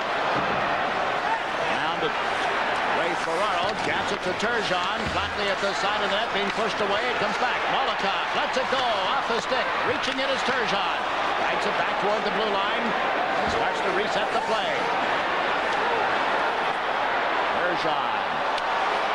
Man coming late. Ferraro centering pass blocked. Flatley, or Curvers rather, can't get it through. Flatley from the corner to Turgeon. Looks for somebody in front. Couldn't get it to anybody who was open, and Molotov holds it at the blue line now, then gave it to Curvers. Flatley back to Curvers. Curvers to Turgeon, and stepping up smartly is Efraidy, and the Caps are out of trouble. 14 seconds remaining in the penalty to Cavallini. Turgeon with a feed to Krug. And in 4 seconds, the teams will be back at full strength. Johansson pounds the puck into the Islanders zone, and it's 5-on-5 hockey again. No shots for the Islanders, Jigs. They're going to have to do something about the power play. They're going to look back. If they're not successful in this game and in the series, that is the major reason. The penalty killing has been a bit of a problem as well in this series, but yeah, you've got to score goals when you've got the man advantage. Good power play all season long, especially on home ice. Here's Thomas into the Washington zone. Dropped it to King. Lets it go to Turgeon. What a stop by Beaupre. 6 minutes, 20 seconds remaining in the second period. Islanders lead. Let's take a look ahead and get some observations from Stan. Thanks, Jizz. Well, my guess is going to be Sylvain Cote, the most underrated of the Washington players. And what I see down here is that Don Beaupre, even though he gave up that shorthanded goal, is very sharp. The Islanders had a number of chances to put it away. They got to worry now because you know the way NHL officiating is. The next penalty is going to be against the Islanders. They got to keep pressing, but they can't get caught up. Jigs? You mean that carries over to playoffs as in regular season? You don't buy that, do you, Ed? Well, I think the way the Islanders are playing right now is a good chance the Washington Capitals could take the penalty. Look at this drop pass. Thomas. There's the shot by King. What a good shot. What a beautiful save by Beaupre with his right hand, his blocking glove hand, as he knocked it down, deliberately knocked the puck down, and then throws it on the ice. Fitzgerald, Ferraro, Loisel, Pilon, and Vasky out for the Islanders. Hunter is in the middle for Washington. Helenuck on one side, Kristich on the other. Hansen and Hatcher the defense pairing, and this is Hunter. It into the Islanders zone. There was a takedown at the blue line as Ferraro bumped Helenuck. Play continues. Vasky to Pilon. Pilon's pass hit one of the Caps, came outside the line. Dmitry Kristich drops it back. Johansson just inside the Washington blue line plays it up to Helenuck, to Hunter. Hunter pulling to the right. Loisel couldn't tie him up. Here's Helenuck with a shot that hit Pilon. Kristich battling Fitzgerald for the puck. Kristich trying to center from back of the net. Johnny Fitzgerald knocks it loose. Over goes Pilon. Up to Ferraro. Ferraro has Loisel coming up behind him. Ray Ferraro waits. Loisel drives to the front of the net. Cross ice to Pilon. He puts it in deep and then got smacked on the boards by Kristich. Ferraro drops to the deck as well. Loisel bumps Johansson. Puck still in the Washington zone. Claude Loisel trying to center it. Did. Ferraro knocks it down. Can't reach it. That's Hunter lifting it out of the zone for the Caps. Matt Helenuck at the center ice stripe, flipped it up in the air. Now stepping up is Fitzgerald, and he moved it to the left side for Mullen to dump into the zone. A little more than 5 minutes remaining in the period. Hatcher out of the zone with a long pass. It'll be an icing against the Caps as Kasparaitis puts a stick on it. This game is coming to you from the Nassau Veterans Memorial Coliseum. Not only are the Islanders out shooting the Washington Capitals, it's by a large margin. The last 2 or 3 times the Islanders have come out of their own end of the ice, they've come out cleanly, passes through into the middle, not up the boards. under 5 minutes remaining in the second period. Green, Delgarno, and Mullen. Mullen tips the puck back to Krupp. Huey Krupp racing it on the right wing boards. Rounds the net with it. Trying to get away from Cavallini. Krupp drops it back. That's Green with Pavanka right on him. Now Delgarno comes out of the corner. Turns on Bondra. Puck is loose on the far boards. Pavanka hand passed it, but right to Mullen as it turns out. Brian Mullen to Krupp. It rattles off some skates in front. Mullen with a shot that didn't get through, and Al Iafrate frees it up for Carpenter. Bob Carpenter knocked down from behind. Pavanka moves into the Islander zone. Centered one well wide of the net. Krupp on Bondra as he took control of the puck. Now Carpenter gets to it. Shoots. Healy the save. Only a second stop of the period. A takedown and a penalty against the New York Islanders. An interference call sets up a Capitals power play. Penalty is on Huey Krupp. Huey Krupp is incensed. He's been called for taking down the Washington player near the net. There's the action. The shot by Carpenter. Good stop by Healy as he held his ground. Kicked it. Didn't kick it far enough. And there, the penalty. A shot by Carpenter. Huey Krupp gets his stick up high on Mike Ridley. Down goes Ridley. Off goes Huey Krupp. And the Washington Capitals, trailing by 1, go to the power play. Got to give Mr. Fischler a whistle. He called this one, didn't he? Tomorrow on Sports Channel. Back into the hockey game. Well, they're not out of it by any means, but they don't want them tying it up in the late stages of the second period. Now the Islanders, the Caps have dumped it in, and the Islanders come up with it. Vladimir Malakov rushes out of the zone. Malakov over the Washington line, left the puck. Fitzgerald couldn't handle it. Ridley does. Took it away from Malakov's check. Mike Ridley. Hatcher going up the right side. Hunter is with him as well. Ridley crosses the line, dumps it in. Healy out to play it. Put it behind the net. Hunter gets to it, but Malakov checks him. Now Kristich works it to the line. This is Hatcher. Kristich at the top of the circle into Hunter at the side of the net. Hunter came through. Now Kristich with a shot. That didn't get through. Kristich and Malakov battled for it. In steps Fitzgerald. Frees it up. Ridley can't get to it. Malakov tied up by 3 Caps. The puck in the skates of Vladimir Malakov comes loose. Fitzgerald plays it off the boards, gets it himself. Has Hogue going down the left side. Fitzgerald drives it on target. Hogue after the rebound. Forced off the puck back in the net by Johansson. This is Hatcher. Kicked it up to the stick. Into the Islander zone. Not able to feed Pavanka cleanly. Pavanka tugging at Pilon. Flatley reaches into the corner. The puck is knocked away from him and on into the seats. Face-off will be outside the New York Islanders blue line. 2 minutes and 43 seconds left in the second period. It's the Islanders 2, the Capitals 1. Only seconds remaining in the penalty to Huey Krupp. Look at the poke check. 1 by Healy, 2 by Healy. There's the close-in shot deflected off the stick of Kristich. Take another look at the play. The feed down low to Hunter. He's looking for somebody on the far side, but that lane is shut off. Healy with a poke check. Malakov with some help. Krieger with a shot. Stopped by Healy. Closest that the Washington Capitals have been able to come on this power play. All of that, they were not credited with a shot on goal. The Islanders with the only shot so far, shorthanded. Now Flatley and Pavanka on the face-off. The puck comes back into the Islander zone and cleared out and down the ice by Darius Kasparaitis. 19 seconds remaining in Krupp's penalty time. Al Iafrate has given it to Sylvain Cote. Pavanka got it in around Kasparaitis. Healy, corner for Flatley. Turned on Pavanka, played it through Bondra. Richard Pilon chases it to the boards, chipped it to the line. Here's Al Iafrate into Bondra. Shoots, that hit Kasparaitis. Kasparaitis battling. Knocked it away from Pavanka, but now Eleanuk steps out of the corner. Hip check thrown by Kasparaitis. Loose puck as the Islanders jab it to the corner. Pavanka around the boards. Pilon slaps it. That'll go the length of the ice. They're going to whistle for icing, but the Islanders are out of trouble, and the clock shows less than 2 minutes to play in this second period. Not a shot on goal for the Caps with the power play. What a job by Darius Kasparaitis in the late part of the penalty. Couple of good body checks.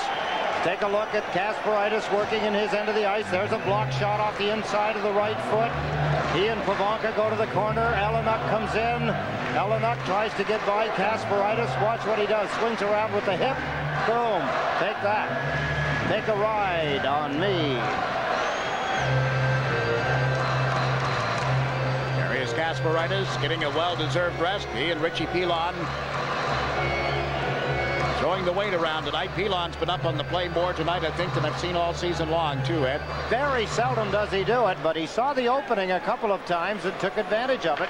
Al Arbor never gets mad at a player as long as there's coverage. Here's Ridley back to the Islanders net, centering one. Miller was met there by Vasky, and the puck comes outside the line. Vasky without a glove, without a stick. He covers both of those as the Caps went back for a loose puck. Sylvain Cote takes a look, goes up ice, but behind Krieger and down into the Islander zone. Through the goal crease is the signal, so there'll be no icing.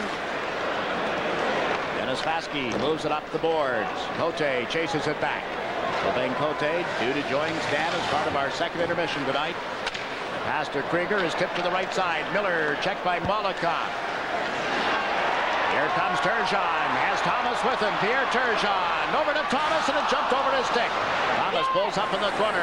Lost it. The Caps fired hard around off Turgeon and up into the seats. Good scoring opportunity for the Islanders. Just a mishandling of the puck. Actually, I believe it jumped over the stick of Thomas as Turgeon. He grabs the puck in the center ice area. Over on the right side is Thomas.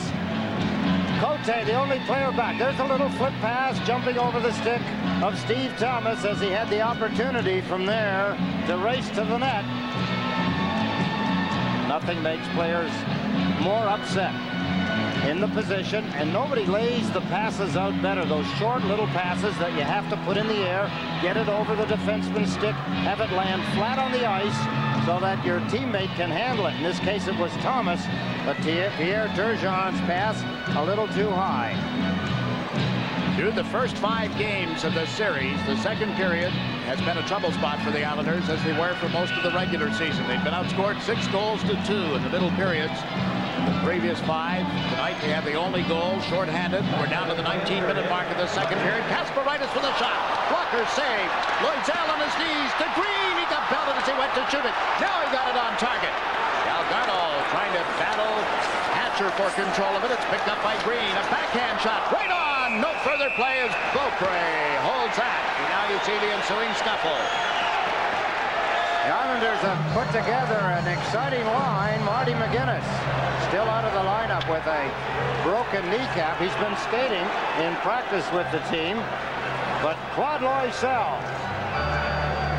Travis Green, Brad Dalgarno. Look at the motion. Look at the determination. Green gets knocked down, but don't count him out. He got a shot at the puck anyway and a shot at the net. They just keep battling. Pretty exciting when the two lines, third lines, if you will, of these two teams get out there together, making things stir. Old-fashioned playoff hockey, isn't it? 2-1 score into the final minute of the second period. Game 6. The Islanders leading 3 games to 2. A win at home tonight would put them into a division final with the Pittsburgh Penguins. It would open in Pittsburgh on the weekend. Johansson rounds the Caps net to gain control of a loose puck. Up the ice he comes. Calle Johansson shoots from the blue line. Healy's got it in the catching glove. Play was offside. Darius Kasparaitis trying to bite a chunk out of the hide of the on-rushing Washington Capital forward. His timing, that just a little off. Didn't quite get to him. Of course, the Washington Capitals talking with Terry Murray before the game. Pavonka, the key. He's got to create something. He's also got to shoot the puck more. I was asking Terry about that play that Afraidy scored on, that close-in one, that Pavonka fed him the puck. I was asked, didn't you think that he was going to shoot it from that position? He said he should have shot it. We're talking to him constantly, trying to get him to shoot the puck. He and Kristich and Bondra, too, for that matter, been so roundly criticized by the Washington media for having disappeared late in the season as well as the playoffs. Puck dumped into the Islander zone. Krupp back for it here. Trying to get away from Bondra. Krupp goes to the left side. Ryan Mullen onto the stick of Green. Into the middle. Green shoots. Beaupre the save. Loose puck. Dalgarno scores!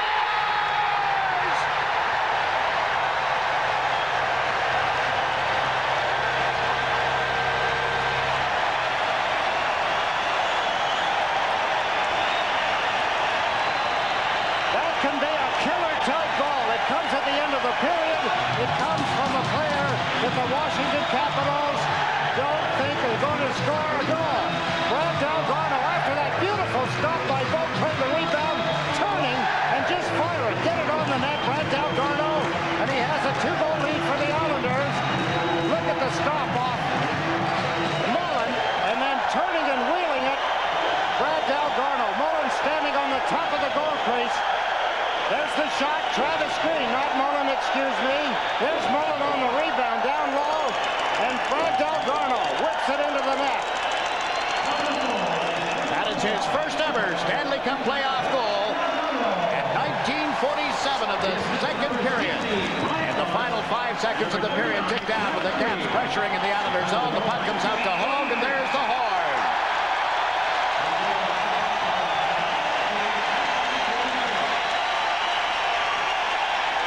Mullen and Green at 19:46.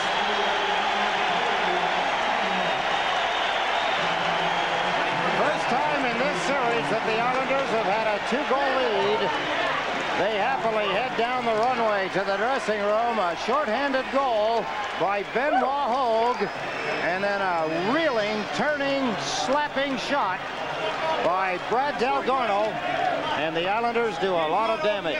A case of role reversal. Tonight it's the Islanders with a 3-1 lead, and they'll have that when the third period begins. Don't you dare go away. The Islanders and the Capitals, game 6. After 2, it's the Islanders 3, the Capitals 1. Our second intermission right around the corner. Caps at 3-1. Here is your game scoring summary for Mobile. Dale Hunter opened the scoring for the Capitals tonight, his 7th of the series from Melinuck and Christich at 9:58. Steve Thomas from King and Turgeon at 15:46 tied it. Thomas with his 3rd in this series. And then in the second, the Islanders outscore the Caps 2-0. Benoit Hogue gets a shorthanded goal, unassisted at the 2:41 mark to give the Islanders the lead for the first time. And then into the final minute of the period, Brad Delgado at 19:46 and a couple of tenths of seconds. His first ever Stanley Cup playoff goal. Mullen and Green assist, and the Islanders went to the dressing room up by a score of 3-1. The Mobile shots tally, and look at the differential here. 12-7 Islanders in the first, 14-3 in the second. The Caps didn't get their first shot on goal until near the 8-minute mark, and the Islanders outshooting them 26-10. Neither team has scored a power play goal tonight. Islanders 0 for 5, Caps 0 for 2. And it's time to get the Washington perspective as you've been updated for Mobile. Well, let's find out what Sylvain Cote has to say about this. He's with Stan. Thanks very much, Jigs. We hear a lot about Ally Afraidy, but his partner, one of the best in the league. Your team has been outshot quite a bit so far after 2 periods. What has gone wrong so far for Washington? Well, I think our special team, especially the power play, has been having problems setting up itself into the zone, and we haven't got any chances of taking good quality shots, and we haven't crowded the net, and I think those are all things that we'll have to start doing in the third if we want to come back and win the game. What was the game plan coming in tonight? Well, we wanted to play the same way as we did up in Washington. We wanted to go offensively, and we wanted to play with an offensive-minded team, like keep going, keep rushing the play, and going to the net, and create, that way creating a lot of opportunities for ourselves. And that's what's been lacking tonight. We only had 3 shots on net in the second period, and we're not going to get too many goals like that. So I think in the third, I think everybody's going to be really thinking offensive, and we'll be skinning a lot more. A lot of talk about home ice advantage being an asset, but during the season we saw it obviously wasn't. Washington winning here, Islanders winning in Washington. Now, isn't it true that once it gets down to the playoffs, it really is no advantage because everybody has got the intensity? Or is it, do the Islanders have an advantage tonight? No, I don't think so. I think, when time comes, especially the playoffs, everybody's really highly motivated to win, and everybody's really aggressive, and we all focus really well. So it just comes down to team play, and the best team, and the team that comes out with the most effort a lot of time and the best quality chances will win. Sylvain, a lot of talk about rough hockey so far in the series. I asked your partner, Ally Afraidy, about it before the game, and he says this series is no rougher than series in the past. What's your feeling? I don't think so. There's a lot of good work up there, a lot of good hits, and there doesn't be really any cheap shot. And I think everybody, are here to compete, and it's a part of the game. You got to be physical, and you have to take a check, and you have to give some. Okay, thanks very much for coming. Jigs? All right, Stan, big pickup by the Caps in a trade with Hartford, Sylvain Cote, but his team trails 3-1. The Islanders leading in the series and leading in tonight's Game 6. We'll have more from the Nassau Coliseum right after this. Glenn Healy will defend the net to the right. Don Beaupre to the left. This is Game 6 of the Patrick Division semifinal. The Islanders leading the series 3-2 and leading this game 3-1. The only goal for Washington. It's been Thomas, Hogue, and Delgarno for the New York Islanders. If the Caps can come back, Game 7 is at the Cap Center in Landover, Friday night at 8 on SportsChannel. If the Islanders hold on and win this game, they'll open in Pittsburgh for the Patrick Division title. That game on Sunday afternoon. At this time, we expect it to be televised nationally, not here on SportsChannel, but we'll tell you more about that as the evening goes along. This series as well. Hunter has dumped it in. Molotov back for it. Chased behind the net by Dmitry Kristich. He got away from him. Gave it to Thomas. Now to Turgeon. King is with him on the left. Turgeon crosses the line. Puts a fake on Johansson and then got checked. Turgeon to Thomas. He can't step out of the corner. Up the left wing goes Dale Hunter. Now to Elliott. Pulling to the left side. Elliott fires up. Went wide. And Kristich was closing through for the puck. Here's Hunter in front. Tipped away by Krupp. On to Thomas. Thomas, checked by Kristich. Krupp steps up. Couldn't knock it away from Elliott, and the Caps dump it right back into the Islander zone where it hit linesman Gerard Gauthier. Kasparaitis handling the puck. The pass to Turgeon. Here Turgeon looking for the hit delivered by Cote. I'm afraid he moves it to Bondra. He's checked by Patrick Flatley. Then Bondra recovers and plays it rink wide. Michael Pavanka dumps it in. 1 minute gone in the third period. Iafrate with a backhander that's turned aside, and Flatley comes up ice. Hogue is with him. Flatley over the blue line. Hogue had been spilled. Flatley gets away from Cote to Hogue in front. Holds it, centers through Bondra into the goal mouth, but not across the line. And look at the scramble here. What a shot by Iafrate as he hit Ray Ferraro. Cote now behind the net with one of the Islanders. Benoit Hogue, it turns out to be. What a scoring chance for the Islanders. Flatley here squeezes by Cote, number 3. Beautiful pass by Flatley. Benoit Hogue held the puck, tried to get it across the goal mouth. Succeeded, but there the Washington Capitals interrupt the flow. Ferraro trying to dig the puck loose. Look at the shot he took from Al Iafrate. Here's that same play again, ice level. Flatley fights off a check. Hope takes it in the backhand position to the 4, then tries to feed it across. Iafrate dangerously close, kicking at the puck. Look at the goaltender, Beaupre, had his back to the play, didn't know where the puck was. The Islanders trying to keep it loose. That line back at the bench, out comes Mullen. With Green and Delgarno. The Caps countering with Krieger. They have Miller and Ridley as the other forwards. That's Ridley over in the left wing. Mike Ridley goes back in the net. Ridley short side, ride the wraparound. It didn't go, and Delgarno starts the rush. The pass is on to Green.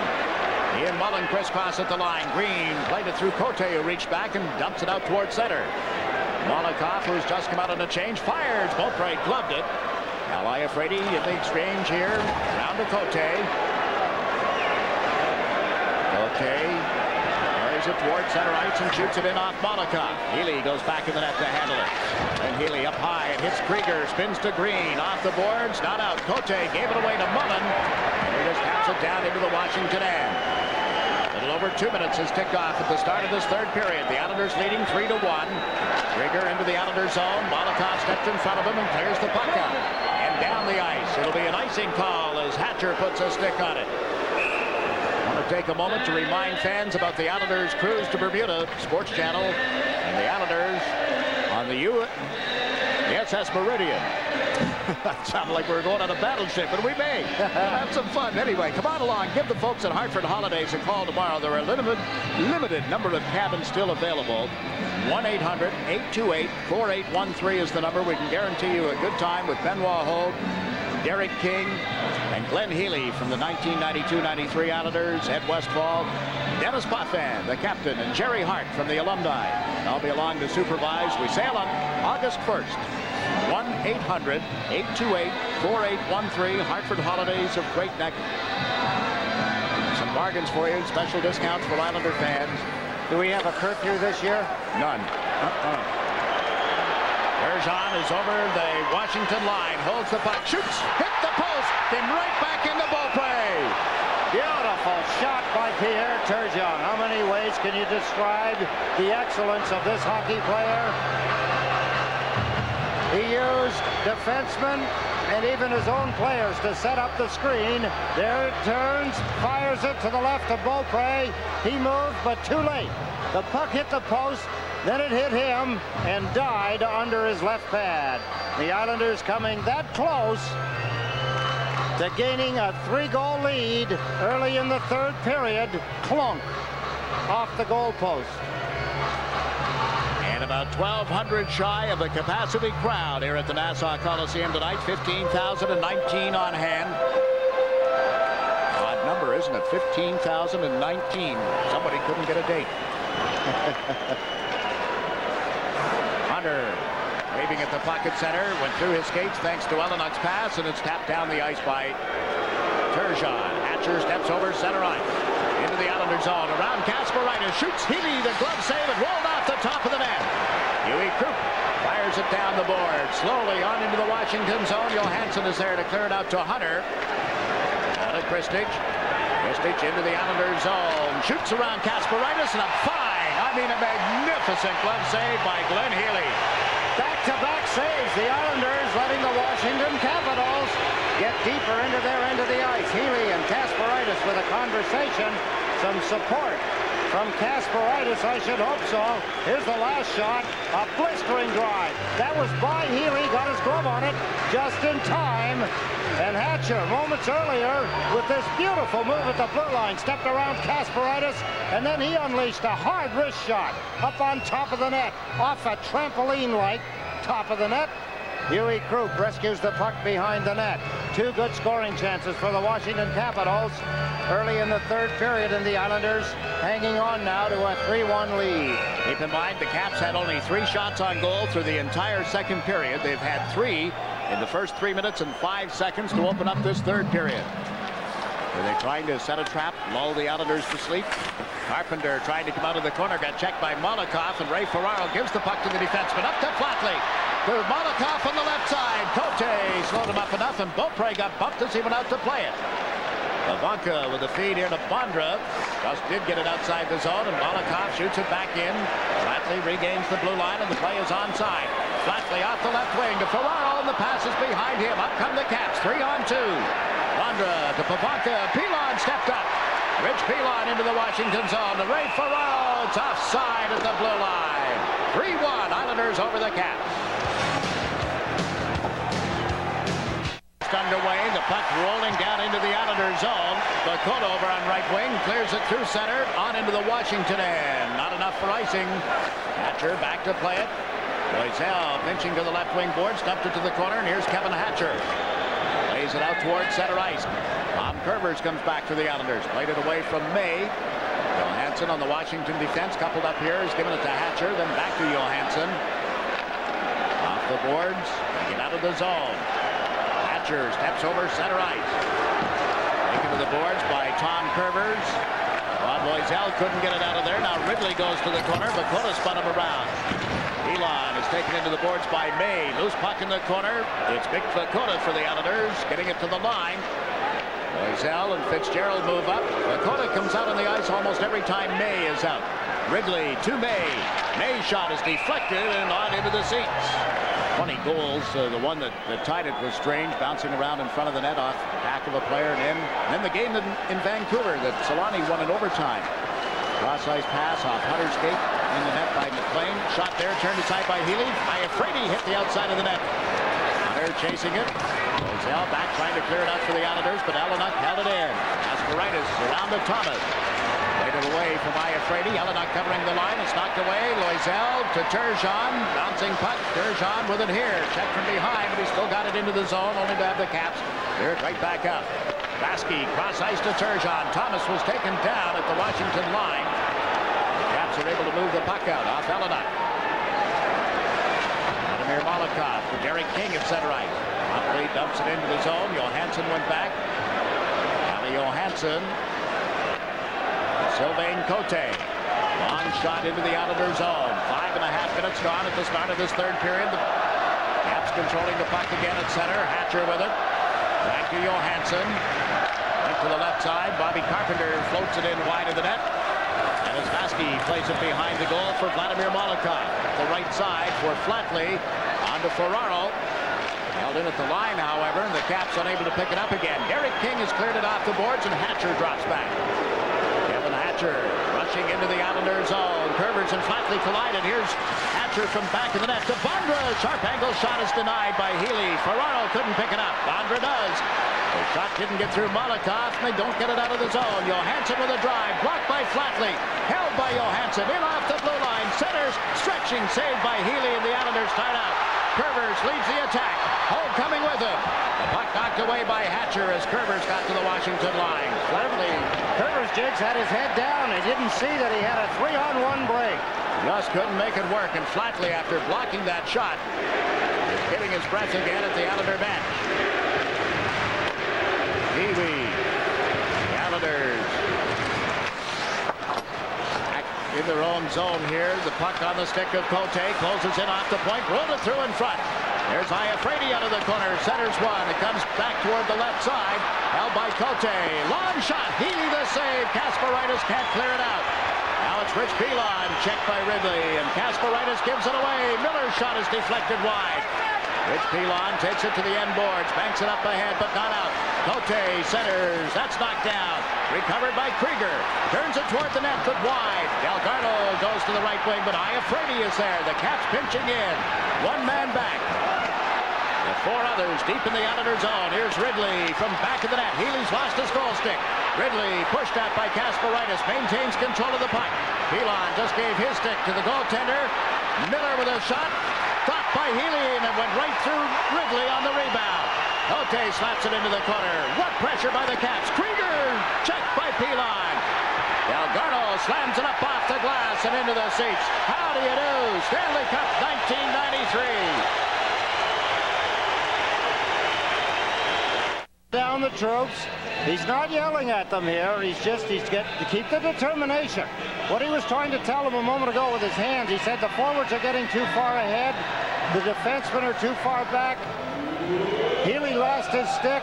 Some outstanding saves. There Healy swung around at Ridley. Missed him. Missed the puck. And now he gets a stick from the defenseman.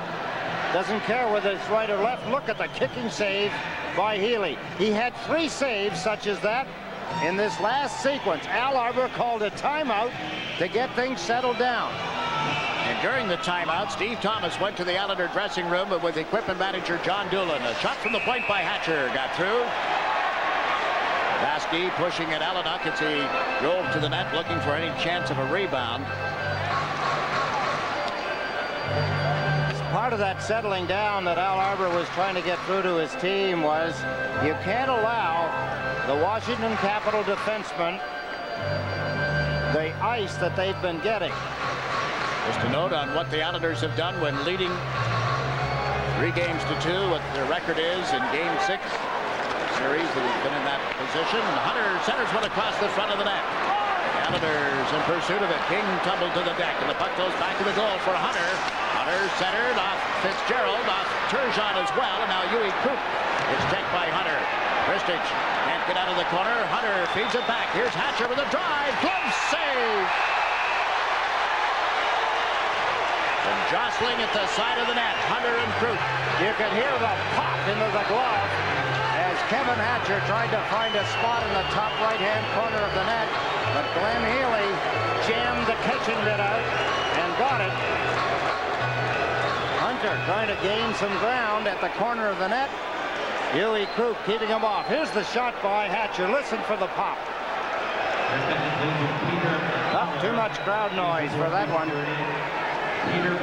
Kevin Hatcher went right back to the Washington bench with Johansson, and Terry Murray was blistering mad. He was giving the indication to go back, talk to the referee about a roughing. He was throwing his fist in the air. Hatcher delivered the message. John Koharski just turned away from him.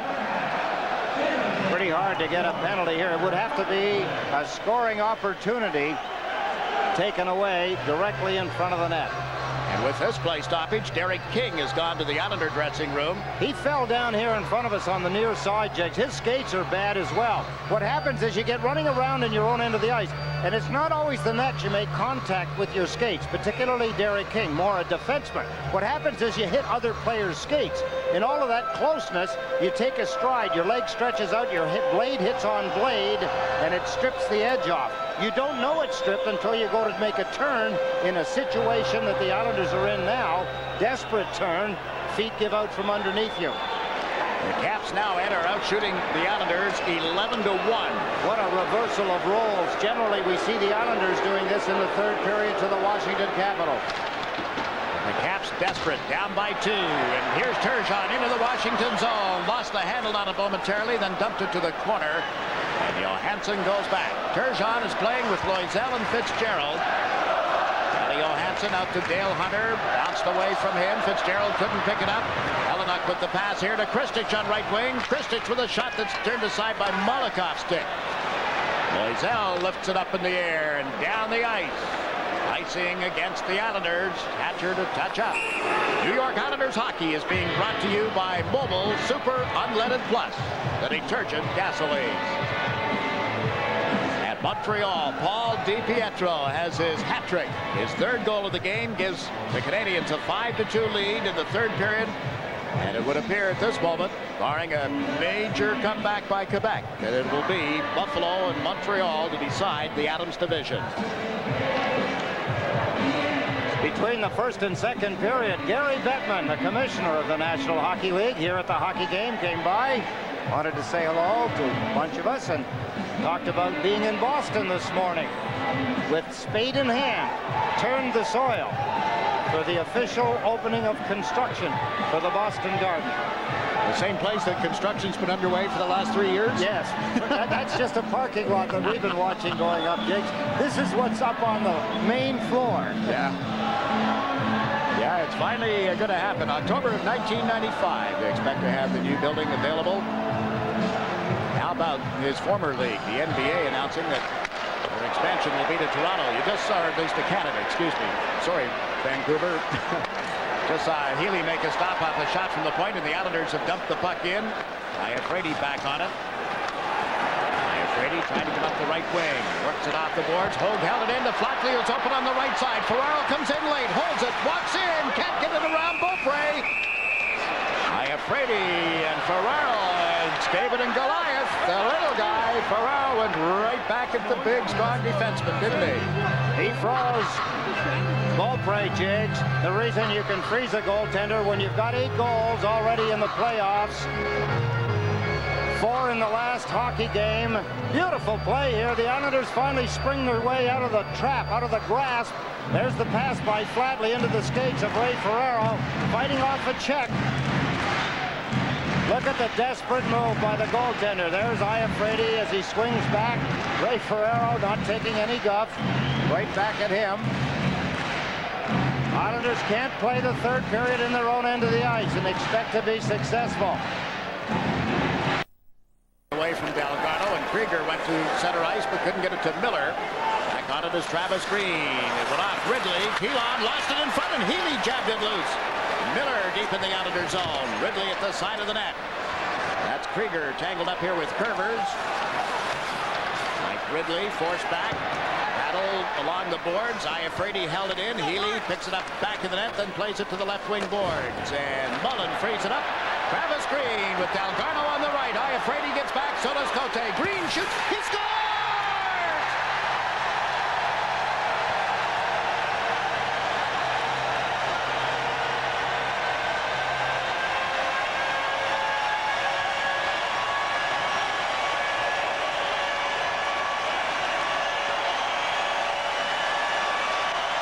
There is a very big danger in going all out. You have to when you're Washington, but the danger is exactly what we've seen here. The Islanders break out of the grip. Here comes Travis Green. He's got two players on his right side. One is Rich Pilon. He opts to shoot it. It went through the legs. There's Brad Dalgarno. What a move here by Mullen just to chop the puck, get it out of the zone. Travis Green in anticipation grabbed it with Dalgarno on the right side, trailing Pilon. Bang! Green, his second goal of the playoffs. A 4-1 Islander lead. We're halfway through the third period. Why do I feel I just saw an octopus on the ice at the Nassau Coliseum? It would be here, but it didn't have a green card to get across the border. Although it's been in Detroit, hasn't it? Travis Green, second of the series at 9:58 of the third period, gives the New York Islanders a 3-goal lead. It's 4-1. Loisel flipping the puck here. It'll go over the glass and on into the seats. What a job, as Ed pointed out, by Brian Mullen. Two caps going to him. He's able to flip the puck up ahead, and Green goes coast to coast, and Glenn Healy gets an assist on the goal. It was Healy who played it around to the left side, and Mullen sent Green on his way. Look back, and that second period goal by Benoit Hogue is becoming bigger and bigger.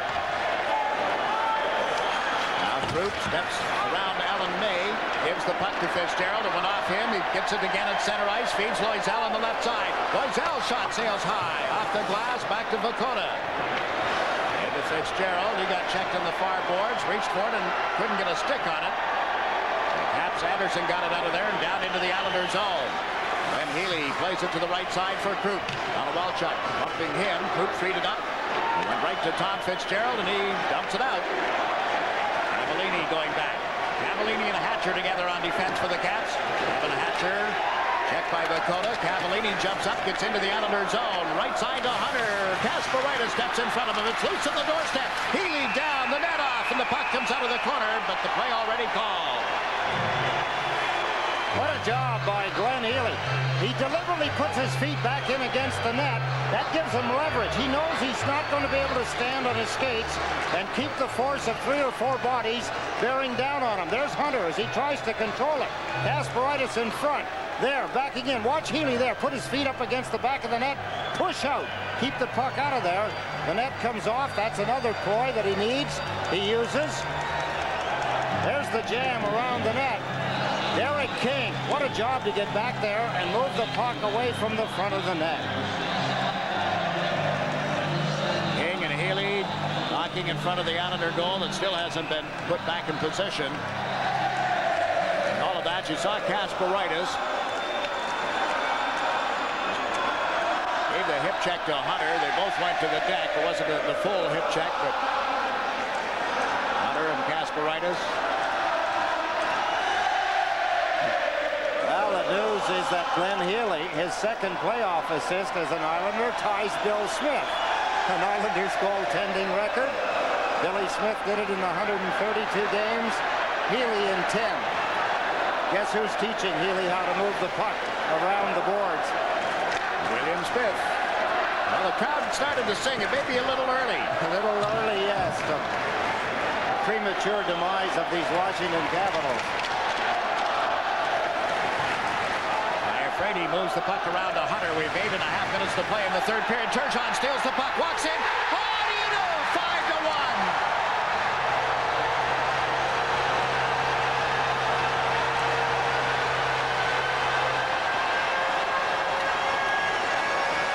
An unfortunate scene now.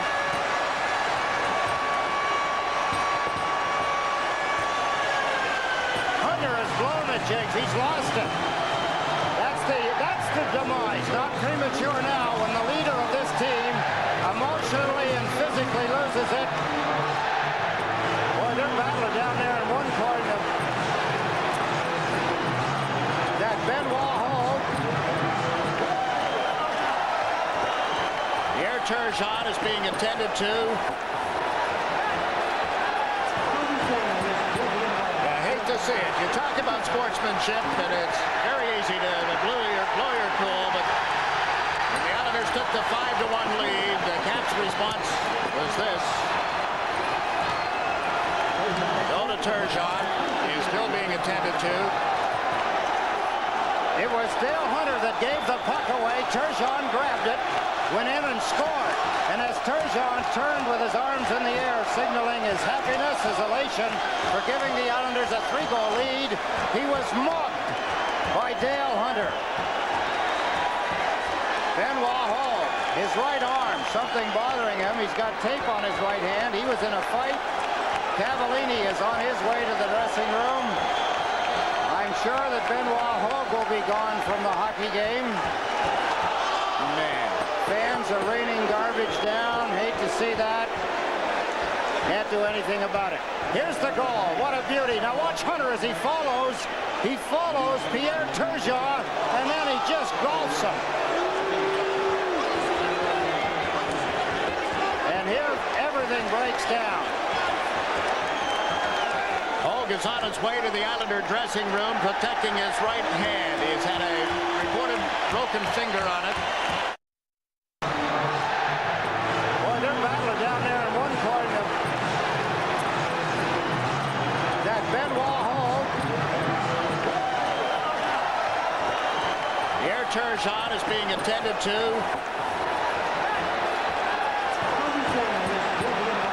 To see it. You talk about sportsmanship, and it's very easy to blow your cool, but when the Islanders took the 5-1 lead, the Caps' response was this. Dona Turgeon is still being attended to. It was Dale Hunter that gave the puck away. Turgeon grabbed it, went in and scored. And as Turgeon turned with his arms in the air, signaling his happiness, his elation for giving the Islanders a 3-goal lead, he was mugged by Dale Hunter. Benoit Hall, his right arm, something bothering him. He's got tape on his right hand. He was in a fight. Cavallini is on his way to the dressing room. I'm sure that Benoit Hall will be gone from the hockey game. Man. Fans are raining garbage down. Hate to see that. Can't do anything about it. Here's the goal. What a beauty. Now watch Hunter as he follows. He follows Pierre Turgeon, and then he just golfs him. And here everything breaks down. Hogue is on his way to the Islander dressing room, protecting his right hand. He's had a reported broken finger on it. Rich Pilon, the signal from the referee. Don Koharski, you go to the dressing room as well. There's the goal. Hunter gave it away. He's in the back right corner trying to close in on Turgeon. Here comes Hunter. Moves in on him, moves in on him. The Hogue is behind him. Hogue doesn't look up. He's looking down as Turgeon is mugged by Dale Hunter. Turgeon on his way to the Islander dressing room. Pilon is left because of penalties. Hogue is left because of injuries. The Islander lead is 5-1.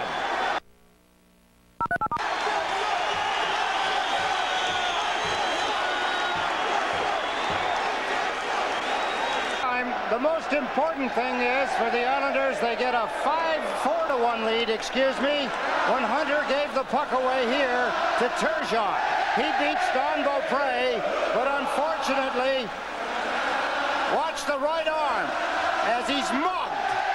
His right arm crushed into the boards as he fell uncontrollably after Hunter had slammed him, slugged him from the blind side, and all of this fracas breaks loose. Turgeon is off the ice, holding his right arm. That is not a good sign. Pilon is out of the game.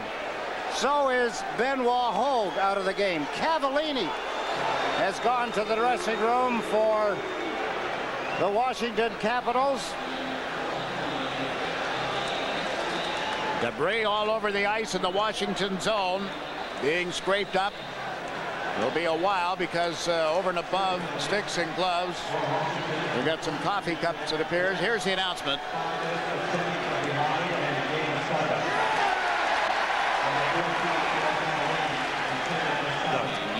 Number 19, Pat Ellenuk, 5 minutes for fighting and a 10-minute misconduct. For the Islanders, number 47, Rich Pilon, a 10-minute misconduct. And number 33, Benoit Hogue, 5 minutes for fighting and a 10-minute misconduct. Time of all penalties is 11:29. Once again, that's Hunter of the Capitals, a major penalty for checking from behind and a game misconduct. Cavallini of the Capitals, a 10-minute misconduct. Ellenuk of the Capitals, 5 for fighting and a 10-minute misconduct. Pilon of the Islanders, a 10-minute misconduct. Hogue of the Islanders, 5 for fighting and a 10-minute misconduct, all at 11:29. Out of all of this, the Islanders will have a 5-minute power play. Hunter, 5 minutes. He also gets a game misconduct. That could be a deliberate attempt to injure. Let's go down. Stan Fischler was at ice level and check in. Stanley? Thank you, Eddie. Well, I think there are 3 significant things now. First of all, the game is not over. We know that, obviously. Secondly, we have to factor in what the extent of Turgeon's injury is. But I think most important, the commissioner of the league is here tonight. He obviously has witnessed this, and we can only go back to the injury sustained by Mario Lemieux last year at the hands of Adam Graves in a much different situation. Here the play was completed. There was absolutely no excuse for it. Obviously in the past we've sort of humored the Dale Hunter mean streak, but this was carrying it far beyond the realm of propriety or the element of rough hockey. And it's going to be most interesting to see how Commissioner Gary Bettman handles this incident. Well, I'll tell you, Stan, I'll tell you how Gil Stein would have handled it. Hunter wouldn't have been able to go to training camp for about 3 days. You're absolutely right, Jiggs, but this is a different situation. We know that the commissioner is here. We know that he wants to present a good image for the game, particularly since tonight's game is not only being broadcast by SportsChannel. There are 3 other outlets. There's Washington, there's TSN in Canada, and there also is ESPN. And this is precisely the image of the game that the NHL is trying to erase, and that is gratuitous violence, number 1. But even more than that, gratuitous violence against the supreme artist of the Islanders. There's no question in anybody's mind that Pierre Turgeon is the virtuoso, the clear-cut virtuoso of the Islanders offense. And if he is hurt and unable to play against Pittsburgh, it's going to be a real black eye for the NHL, not to mention a black eye for Dale Hunter. There's no more joking around about Dale Hunter's chippiness. This was the worst. Yeah, agreed. Absolutely agreed. I've had great respect for David Poyle, Terry Murray, the Washington staff, Dick Patrick, who is here tonight, and of course their owner, Abe Poland, over the years. But this was certainly uncalled for. Hunter, and then to see the rest of the teammates get involved the way he did. But the goal by Turgeon that made it 5-1 set off this. One more look at it. It was Hunter's giveaway that resulted in the goal. There's Hunter on the boards. Turgeon steps in, and you take it from there, Ed. Oh, you can see Hunter. He's hunting him down now. He's mad. He's selfish. That's exactly the way to describe him. He takes the responsibility for giving the puck away, giving away possibly the series. He takes it out on Pierre Turgeon because he made the most glaring error in the hockey game so far. The leader. Hockey is a game where discipline is supposed to be one of the greatest assets that you can have. A disciplined player, a disciplined team. And he showed neither. There is so much on the commissioner's plate. There is, Jason. When you think, there's a lot of hockey players that are wearing the red jerseys, the Washington Capitals, that hate to see that happen, because they don't want to be the representatives of what a lot of people just saw. They don't want people watching hockey to think that they themselves would do the same thing. I'm surprised and I'm disappointed in Dale Hunter. He represents too much to do what he did, but he cracked. Well, the ice has been cleared. We're set to go with 8 minutes and 31 seconds remaining in the third period. The Islanders' lead is 5-1. Remember, this was very similar to the situation in Washington the other night, only that the Caps led 5-1, and it ended up 6-4, didn't it? Thomas gets the Islanders to the Washington line. King moved in, but couldn't get control of it. Molotov finds King on the right side. Harry King to Molotov. Kicks it into the corner. Think there wasn't a little soccer training in that little boot? I think so. The Islanders, remember, are on the power play. It's a major penalty on Hunter that has set up this 5-on-4 situation. Malakoff takes the puck back to the net with Ridley in forechecking. Ridley and Miller with Hatcher and Johansson on the Caps defense. Malakoff got it to the line. Miller shot it right at Kervers, however. Tom Kervers will dump it in from center. He and Malakoff leave. So do Green and King. Out comes Ferraro with Flatley. Ferraro pinching on the right wing boards to Patrick Flatley. Laid across ice. Ferraro at the blue line. Dumps it in toward Thomas. And through him. Back of the net went Flatley. Lays the boards nicely. Huey Krupp from the blue line. Shot it up high. That rattles around to Vasky on the left side. Laid it in deep, but Hatcher is there, and he shoots it out to center where Krupp knocked it down. Huey Krupp overled Patrick Flatley, and the puck is loose in the Cap zone. Out of the net to play it is Beaupre. Krupp pinching in, centers. Oh, Ferraro tipped it just past the corner of the net as Beaupre was trying to slide back into position. Now it's Ray Ferraro knocked off his skates. Vasky forces the puck in deeper. Played it around Johansson. Hatcher drops back to the net. Backs it off the boards and down the ice. Minute and 40 seconds of the major penalty is ticked off. We have just under 7 minutes remaining in the third period. Ray Ferraro steps over center ice. Into the Washington zone. Is given it to Loisel. To the corner for Flatley. Wandra on him. Flatley gets away from the check, but the puck is knocked loose and brought back. Michael Pavanka. Malakoff forces him to the boards. Took him to the corner. Malakoff frees up the puck for Claude Loisel. Loisel left it for Flatley. Out of the zone. Too far for Fitzgerald. This is Iafrate backhanding it into the Islander territory. Vladimir Malakoff. Long pass to center for Brian Mullen. Delgarno with them on the right. Mullen holds the puck. Plays it back of the goal. Delgarno after it. Delgarno has had a big goal in this game tonight. His first in the playoffs ever. Tommy Fitzgerald digs it off the boards. Comes into the slot. Can't slip it through to Mullen. Caps fail to clear it out. Malakoff into Mullen. Ryan Mullen looks for somebody. Back it comes to Kervers. Fires one off the net. Wow. Under 6 minutes to play in this third period. Kervers to Malakoff. 2 minutes 10 seconds in the Islanders power play. Mullen with the puck at center. The pass is picked off, however. John Anderson has dumped it in deep. He takes a big hit.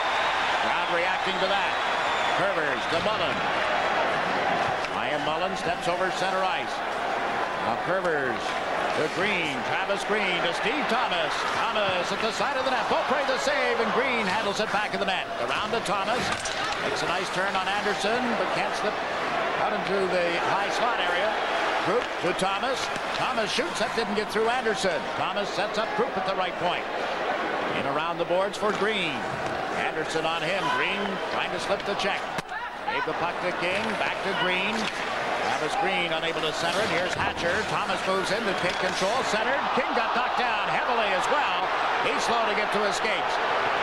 Ristich into the center ice zone. On into the Islander territory. Krupp forces him wide. Centering pass. Krieger scores. A shorthanded goal for Todd Krieger.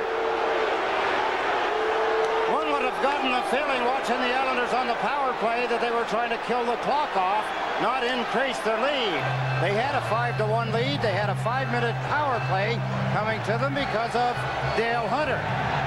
But they played loosely. Al Arbor using some of the players that would never see a power play. Brad Delgarno, Claude Loisel. But the Washington Capitals, they're still 3 goals back with 4 minutes and 41 seconds remaining in the hockey game. Kristich led the rush. Hogue had played him perfectly, but left in front of the net was Todd Krieger. Krieger at 15-19 of the third period, his first goal of the series. At Montreal, the game is over. And the Canadiens are going to advance to face the Buffalo Sabres for the Adams Division title with a 6-2 win over the Quebec Nordique tonight. And it appears that the Islanders are that amount of time, 4 minutes and 41 seconds away from a date with the Pittsburgh Penguins, the defending Stanley Cup champs, to decide the Patrick Division. Ristich had the only assist in that goal by Krieger. Those of you tuning in, wondering about Mets baseball, it will be coming up. Pivonka back to Iafrate. Around the boards, Peter Bondra tips it out of the zone. Vasky backing up into center ice has given the puck to Ray Ferraro. They've kept Ferraro under wraps tonight. And now he's across the Washington line, faked once. All the way back to the blue line to set the play.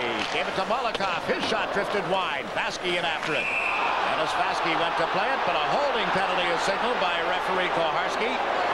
Well, you had to know if you're an Islander, the first time you did anything close to wrong, you're going to get a penalty with Dale Hunter gone from the game. Islanders 5, Caps 2. Into the Islander zone. Ferraro's penalty was for holding the stick at 15:55. There is still 26 seconds left on the major penalty against Hatcher. The Mets are already on SportsChannel America. If you've been tuned in here waiting for Mets baseball, we will be joining, but they are on SportsChannel America. If you want to see the game in its entirety, it begins at 10:30. The pregame show is underway on SportsChannel America. Passing along that program notice, we watch Al Iafrate move into the zone. The Bondra walks in. Healy denies it. Peter Bondra has been snake bitten through the tag end of the season and on into the playoffs. Pivonka's had the same problem as has Kristich. When you think of the Three Jigs, they haven't had that many outstanding scoring opportunities. I don't remember us saying those kinds of things where they've been robbed. They've hit goalposts. They just haven't had that many good scoring opportunities. Terry Murray was talking about it before the game. They're going nowhere unless players like Bondra score goals. That's what they're there for. They lead the team in the scoring department, but not in the playoffs. They haven't. That's the 25th shot on goal. Glenn Healy making 23 saves. The Islanders have had 32 shots at the other end of the ice and put 5 by Don Beaupre. I must point out again that the Islanders lost their power play when Ray Ferraro took the holding of the stick penalty, but the Islanders 0 for 6 on the power play again tonight. Fitzgerald on the draw here with Pivonka. Tom Fitzgerald steps up, didn't get it out of the zone. Now he does, but there's a penalty call. Hatcher and Vasky were together, and it appears that Dennis Vasky is going to take the penalty. Hatcher had a lot to say, and the signal for a high stick is on Vasky. So in 4 seconds, the Caps will have a 2-man advantage. That breathes a little life into what the Washington Capitals are trying to do. There's the stick. Watch Vasky now there. You see the stick up into the face of Kevin Hatcher. Of course, according to the fans here, you couldn't do anything to Kevin Hatcher that they would agree with. They like the idea that Vasky probably didn't get him good enough. But anyway, the Islanders take another penalty after watching the Washington Capitals come close with another scoring opportunity when Bondra was allowed to get in. Healy making a stop off him. Al Arbor taking a little time, sending out his penalty killers. He'll have 2 forwards, Fitzgerald and Flatley, with Molotov the lone defenseman. For Washington, Kristich, Pivonka, Iafrate, and Hatcher. 4-on-3 at the moment. And in 4 seconds time, it'll be 5-on-3 hockey.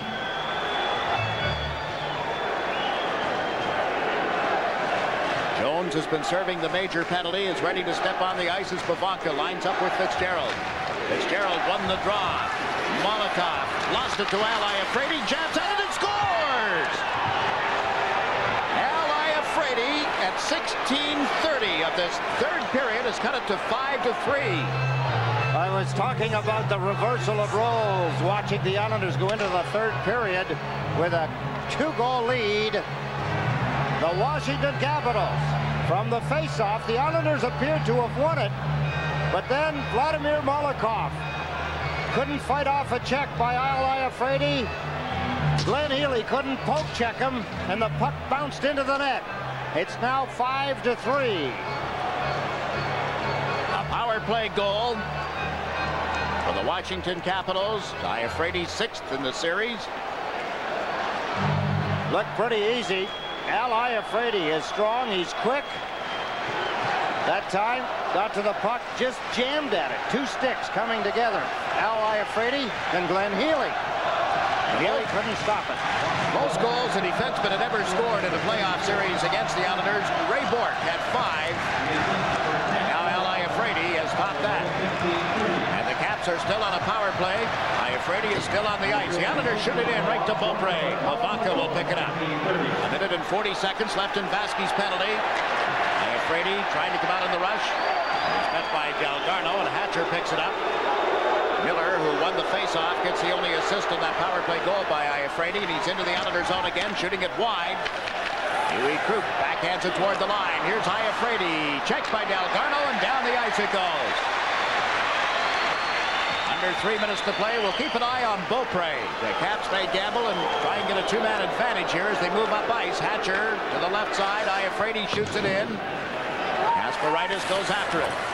Trying to play it up the boards. Pavanka holds it here. Lost it. And Tom Fitzgerald clears it down the ice. 55 seconds left in the penalty time against Vasquez. Michael Pavanka, left side to Hatcher. Checked at the line, and it's offside against Washington. 48 seconds remaining, the power play. Tickets for the Patrick Division Finals are now on sale. Should the Islanders advance, they'll host the Pittsburgh Penguins in Game 3 on Thursday, May the 6th at 7:30 p.m. Game 4 on Saturday, May the 8th at 7:30 p.m. And Game 6, if necessary, that'll be Wednesday, May the 12th, also at 7:30 p.m. Tickets are available at the Coliseum box office, Ticketmaster, or Ticketmaster charge by phone. Call them at 516-888-9000. Caps have asked for their 30-second timeout. 2 minutes and 24 seconds remaining in the third period. It's a 5-3 game now, as Al Iafrate and Krieger scored goals in the span of 1 minute and 11 seconds. Krieger a shorthanded goal, and Iafrate a power play goal.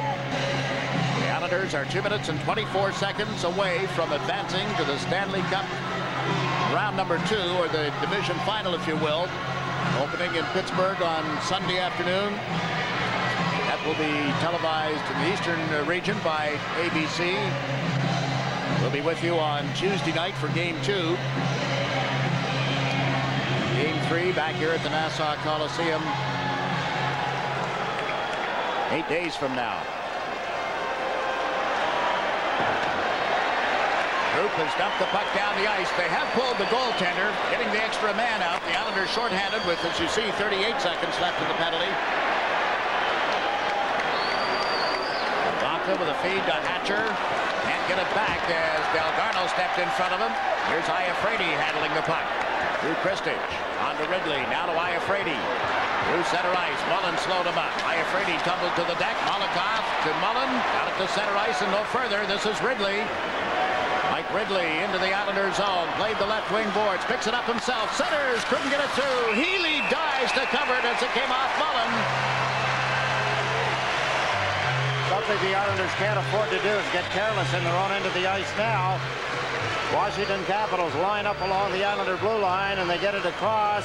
Ridley passed it left side, but he continued, got around Huey Krupp, picked up the puck, moved it to the front. Molotov, in trying to handle it, mishandled it. Brian Mullen allowed Glenn Healy to grab the puck and stop the play. Islanders would love to have been able to keep the play going, get the puck out of the end zone, get it in the center ice area. Interesting that they put Don Beaupre in back into the net for a face-off.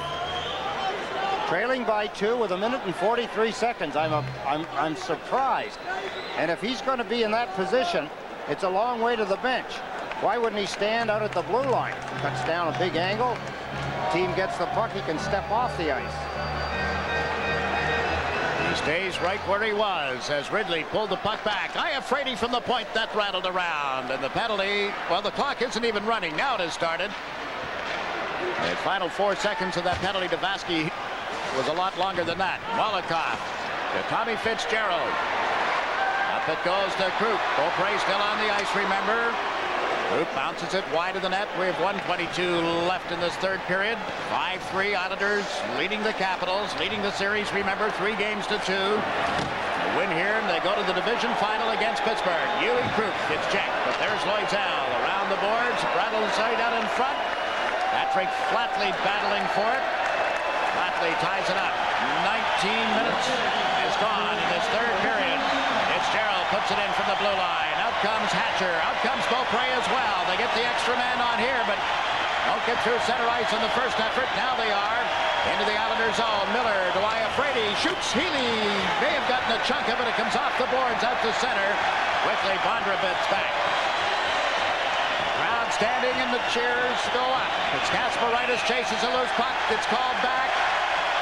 It's an icing call, Jigs, believe it or not. And there is an octopus on the ice now. What began in Detroit is carried over to the Nassau Coliseum. There is Kasparaitis just skated by somebody in this crowd of 15,019. I think that's the second one that's been on the ice tonight. Calamari for all. Look at here. And Vladimir Malakovs is out ahead of this. Yep. Duck, everybody. Here it comes. 34.4 of a second. You're going to get your wish. The young man in the Islander jersey will get to see the Pittsburgh Penguins and the Islanders.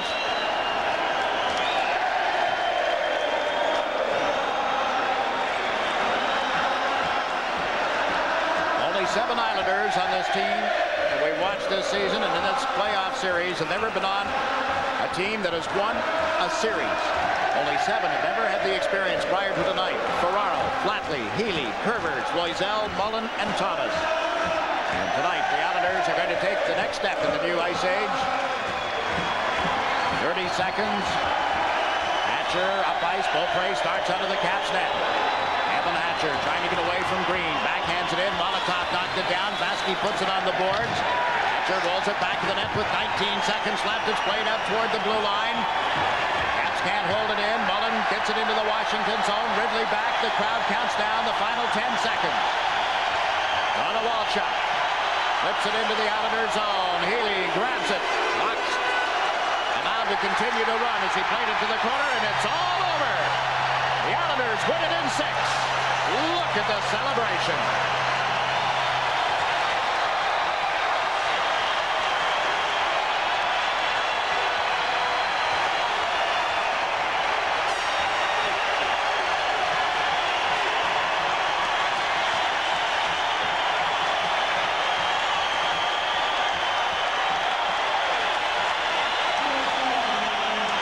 Since 1984 have the Islanders won a series here at the Nassau Veterans Memorial Coliseum.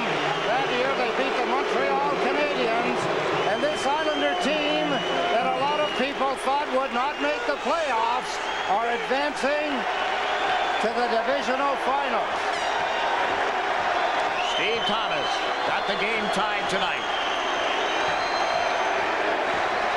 Al Arbor, Rick Green, Lauren Henning already shaking hands with the Washington coaching staff, and they leave the ice. Now it's the players who wish one another well. Saw Al give it the big hand pump. That's a little out of character, but it is nice to see. Glenn Healy, Alan May. Islander players, they go off signaling to the fans. That signal means how much they appreciate the support now that they're getting from these Islander fans. These come from behind kids. A little head pat from Keith Jones. You saw Iafrate, who had Healy's number. And now the walk down the hallway isn't as long tonight.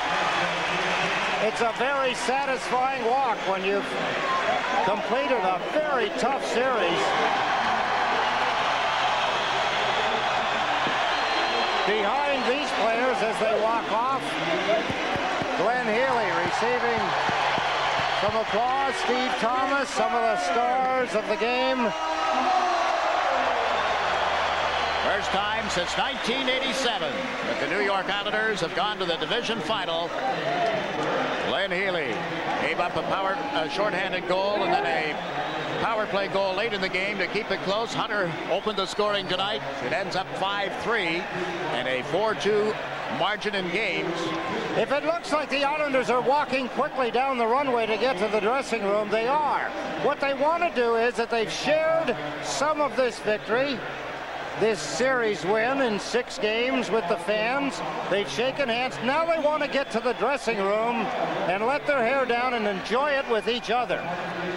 And in that dressing room, Pierre Turgeon and Benoit Hogue. Hogue appeared to be hurt, although thrown out of the game, or at least not eligible to play with a misconduct and a major penalty for fighting. An injury to Turgeon when Hunter went to him after he got the 5th Islander goal. So many storylines in tonight's game, but the New York Islanders have persevered and in 6 games eliminate the 2nd place finishing Washington Capitals and move on to meet the top team in the Patrick Division over the 84 regular season games. It'll be the Islanders and the Penguins. 5-3 is the final. We'll have more right after this.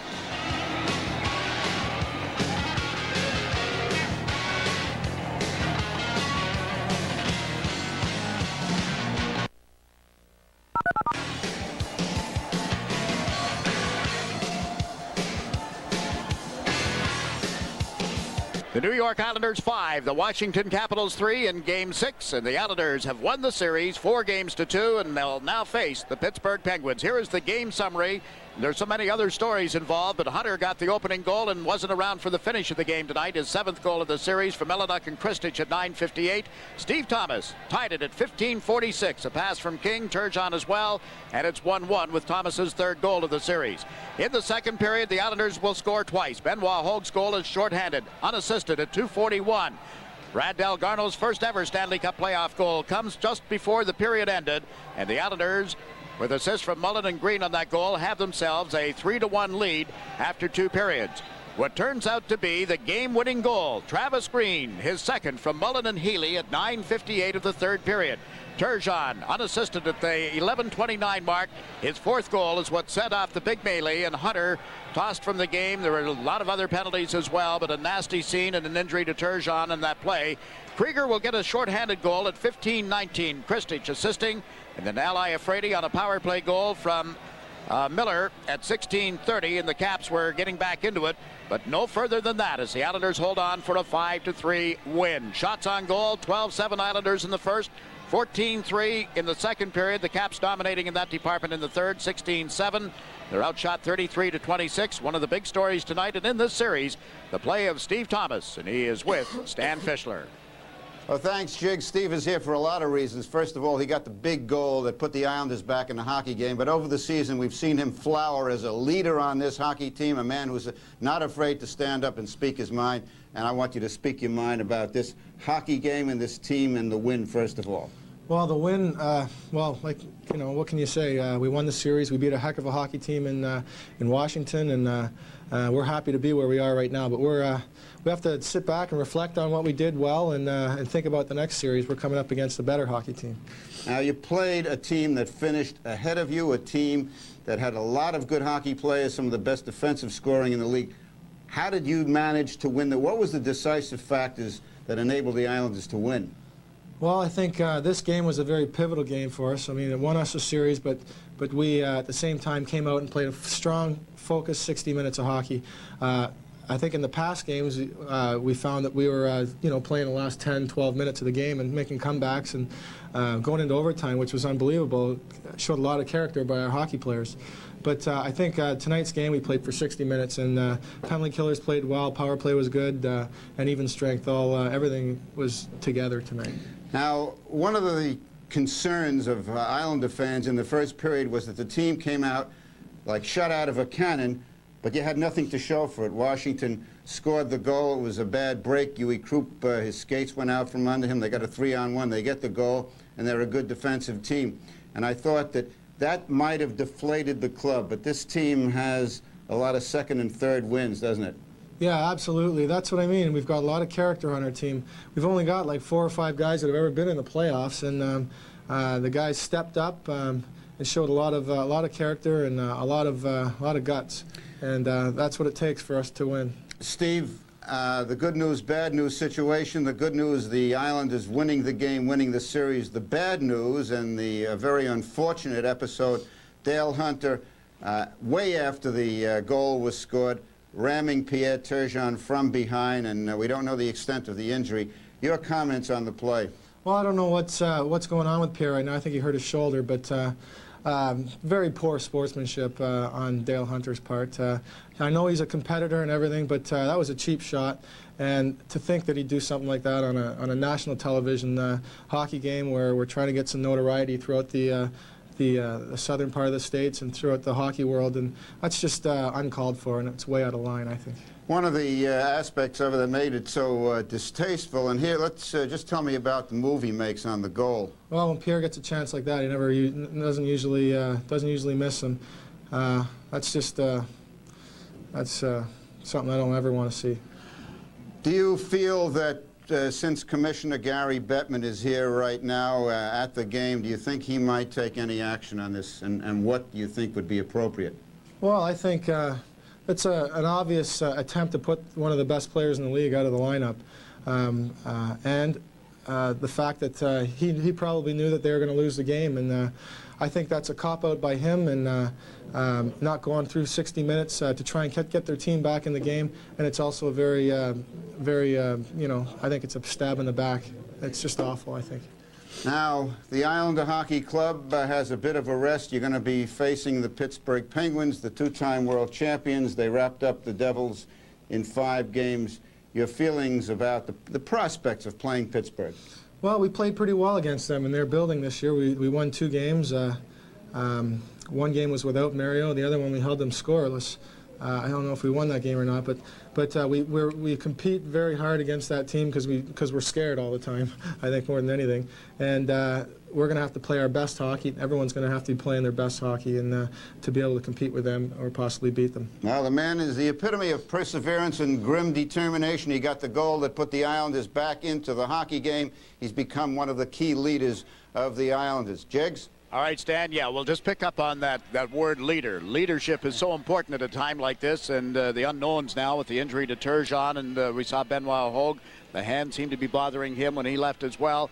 Not too much time between now and Sunday afternoon either, is there? It goes very quickly, Jiggs, and before we get away from that, I remember back during this series, so many times you saw Dale Hunter and Steve Thomas nose to nose, sometimes not saying anything. It reminded me of 2 prize fighters before the fight when they'd stand there and stare at each other, and it epitomized the intensity that was in their hearts and in their minds and in this hockey game and in this whole series.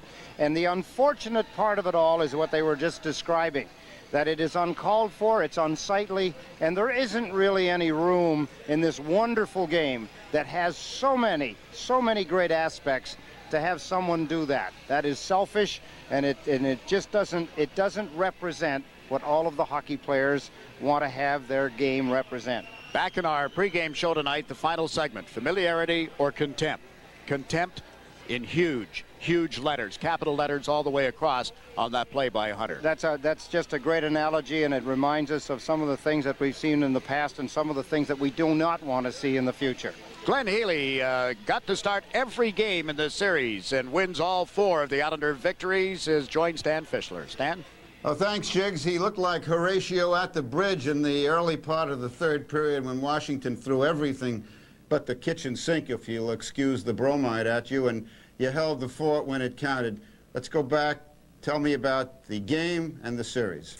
Well, I think I would have stopped the kitchen sink if they threw it at me. That's bigger than the puck. But, you know, I think the guys played a great game tonight. We were very motivated right from the very beginning, and we've had some trouble with some of the starts in the games. We've gotten behind and had to always try to play catch-up. And tonight was the first time we had a 2-goal lead. And I think we did a great job of eliminating the scoring opportunities, 10 shots after 2 periods. I think any goaltender in the world would like to have that. And we fell apart a little bit in the 3rd period, but you have to give them credit. It was do or die time for them, and we capitalized on our chances and came away with the series win, and just a great feeling, and I'm sure all the guys are very excited. You personally have to feel very satisfied demolishing any doubts that you are not a clutch goaltender, and this series was your opportunity to to get on the podium and state your case, and you stated it very articulately in the net. Well, thanks, Stan. I felt comfortable all season, and you know, I feel that any goaltender that plays well and wins has a great cast of players in front of them. And if you look at the efforts we've had in this series, it's just been amazing. The overtime games could have went either way, but we managed to find the determination in the locker room, and the guys came and answered the bell. And you know, I think there isn't a goaltender who doesn't win unless he's got a great supporting cast, and I've got a great supporting cast. Well, at the end of the game, there was just a wellspring of emotion here. Tell me what's going in your mind. Well, I knew there was only a few seconds left. I didn't want to face off, and as soon as I heard the buzzer, I was extremely pleased. I mean, just you think of all the hard work that goes into something like this, the training in the summer, the workouts in training camp, the long season, just to get to this point. And we fought so much adversity to get to that point that it was just a super feeling. And to beat a team like Washington, a team that the experts or so-called experts picked to beat us in 6, and we take them in 6, it's just exceptional.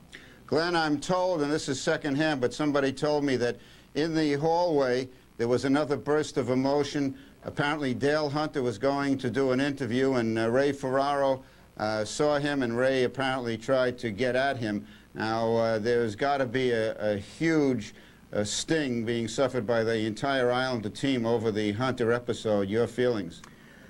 Well, I had a tremendous amount of respect for Dale Hunter before this evening. You know, I feel he's a grinding player. He works hard. He works hard for his goals. But tonight he displayed the epitome of cheapness. I think no player needs to be hit in that situation. Pierre was totally relaxed. The goal was 3 seconds in, and obviously feeling the frustration from the series. And like I said, I've just lost a tremendous amount of respect for that man. And I hope the NHL comes down on things like that, because there's no room in this league for that type of behavior.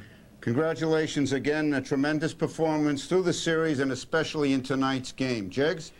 All right, Stan, yes, the spotlight certainly has been switched to this series now, and the outcome of tonight's game is one thing. What happens with Dale Hunter, how it's handled, is another. The Islanders go on to meet Pittsburgh, and we go on to what is the Budweiser play of the game.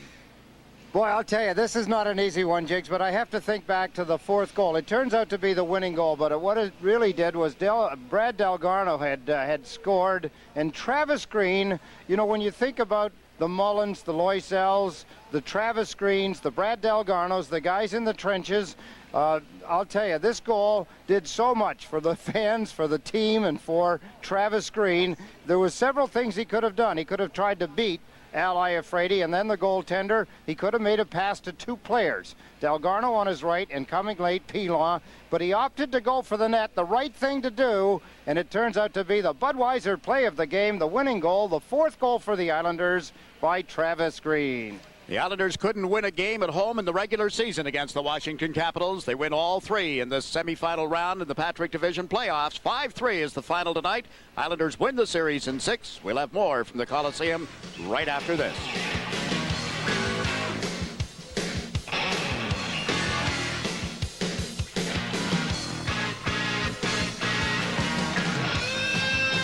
Beats the Whiz, and by Snapple Natural Beverages, made from the best stuff on earth. The New York Islanders have defeated the Washington Capitals 5-3 in Game 6 here at the Nassau Coliseum tonight. We have just had an update from Vice President of Communications of the New York Islanders, Pat Calabria, telling a member of our staff, don't expect Pierre Turgeon in the lineup Sunday for Game 1. That will be the Islanders in Pittsburgh. The report that we're getting, not good news for Islander fans, that Pierre Turgeon, probably will not be able to play in Game 1. As to Benoit Hogue, we know that he'd had an injured finger. We saw him leave after that fight that followed the Hunter incident with Turgeon. We don't know what the prognostication is on his return to the lineup either. Islander win, here it is. Let's check it out. Point 1, first home playoff win in regulation time since the 30th of April, 1987, a series with the Philadelphia Flyers. Yes, all the past 6 victories have been in overtime. Islanders, Penguins, 2 previous playoff series, both won by the Islanders by 1 goal in the deciding game, but that was long before the Penguins started their run. The Islanders' 5th win in 6 playoff series against the Washington Capitals as they oust them in 6 games. Glenn Healy, one of the key stories, and of course the Islanders tonight with a 5-3 win. And the final score is the New York Islanders 5, the Caps 3. Remember, tomorrow at 7:30, the New Jersey Nets play Game 1 of the NBA playoffs against the Cleveland Cavaliers. The Islanders will be back on SportsChannel next Tuesday night at 7:30 for Game 2 of their series with Pittsburgh. Coming up next, live from Candlestick Park, the Mets and the Giants, the game already in progress. Now for Ed Westfall and Stan Fischler, I'm Jakes McDonald saying so long till next Tuesday, and thanks for watching New York Islanders hockey on SportsChannel.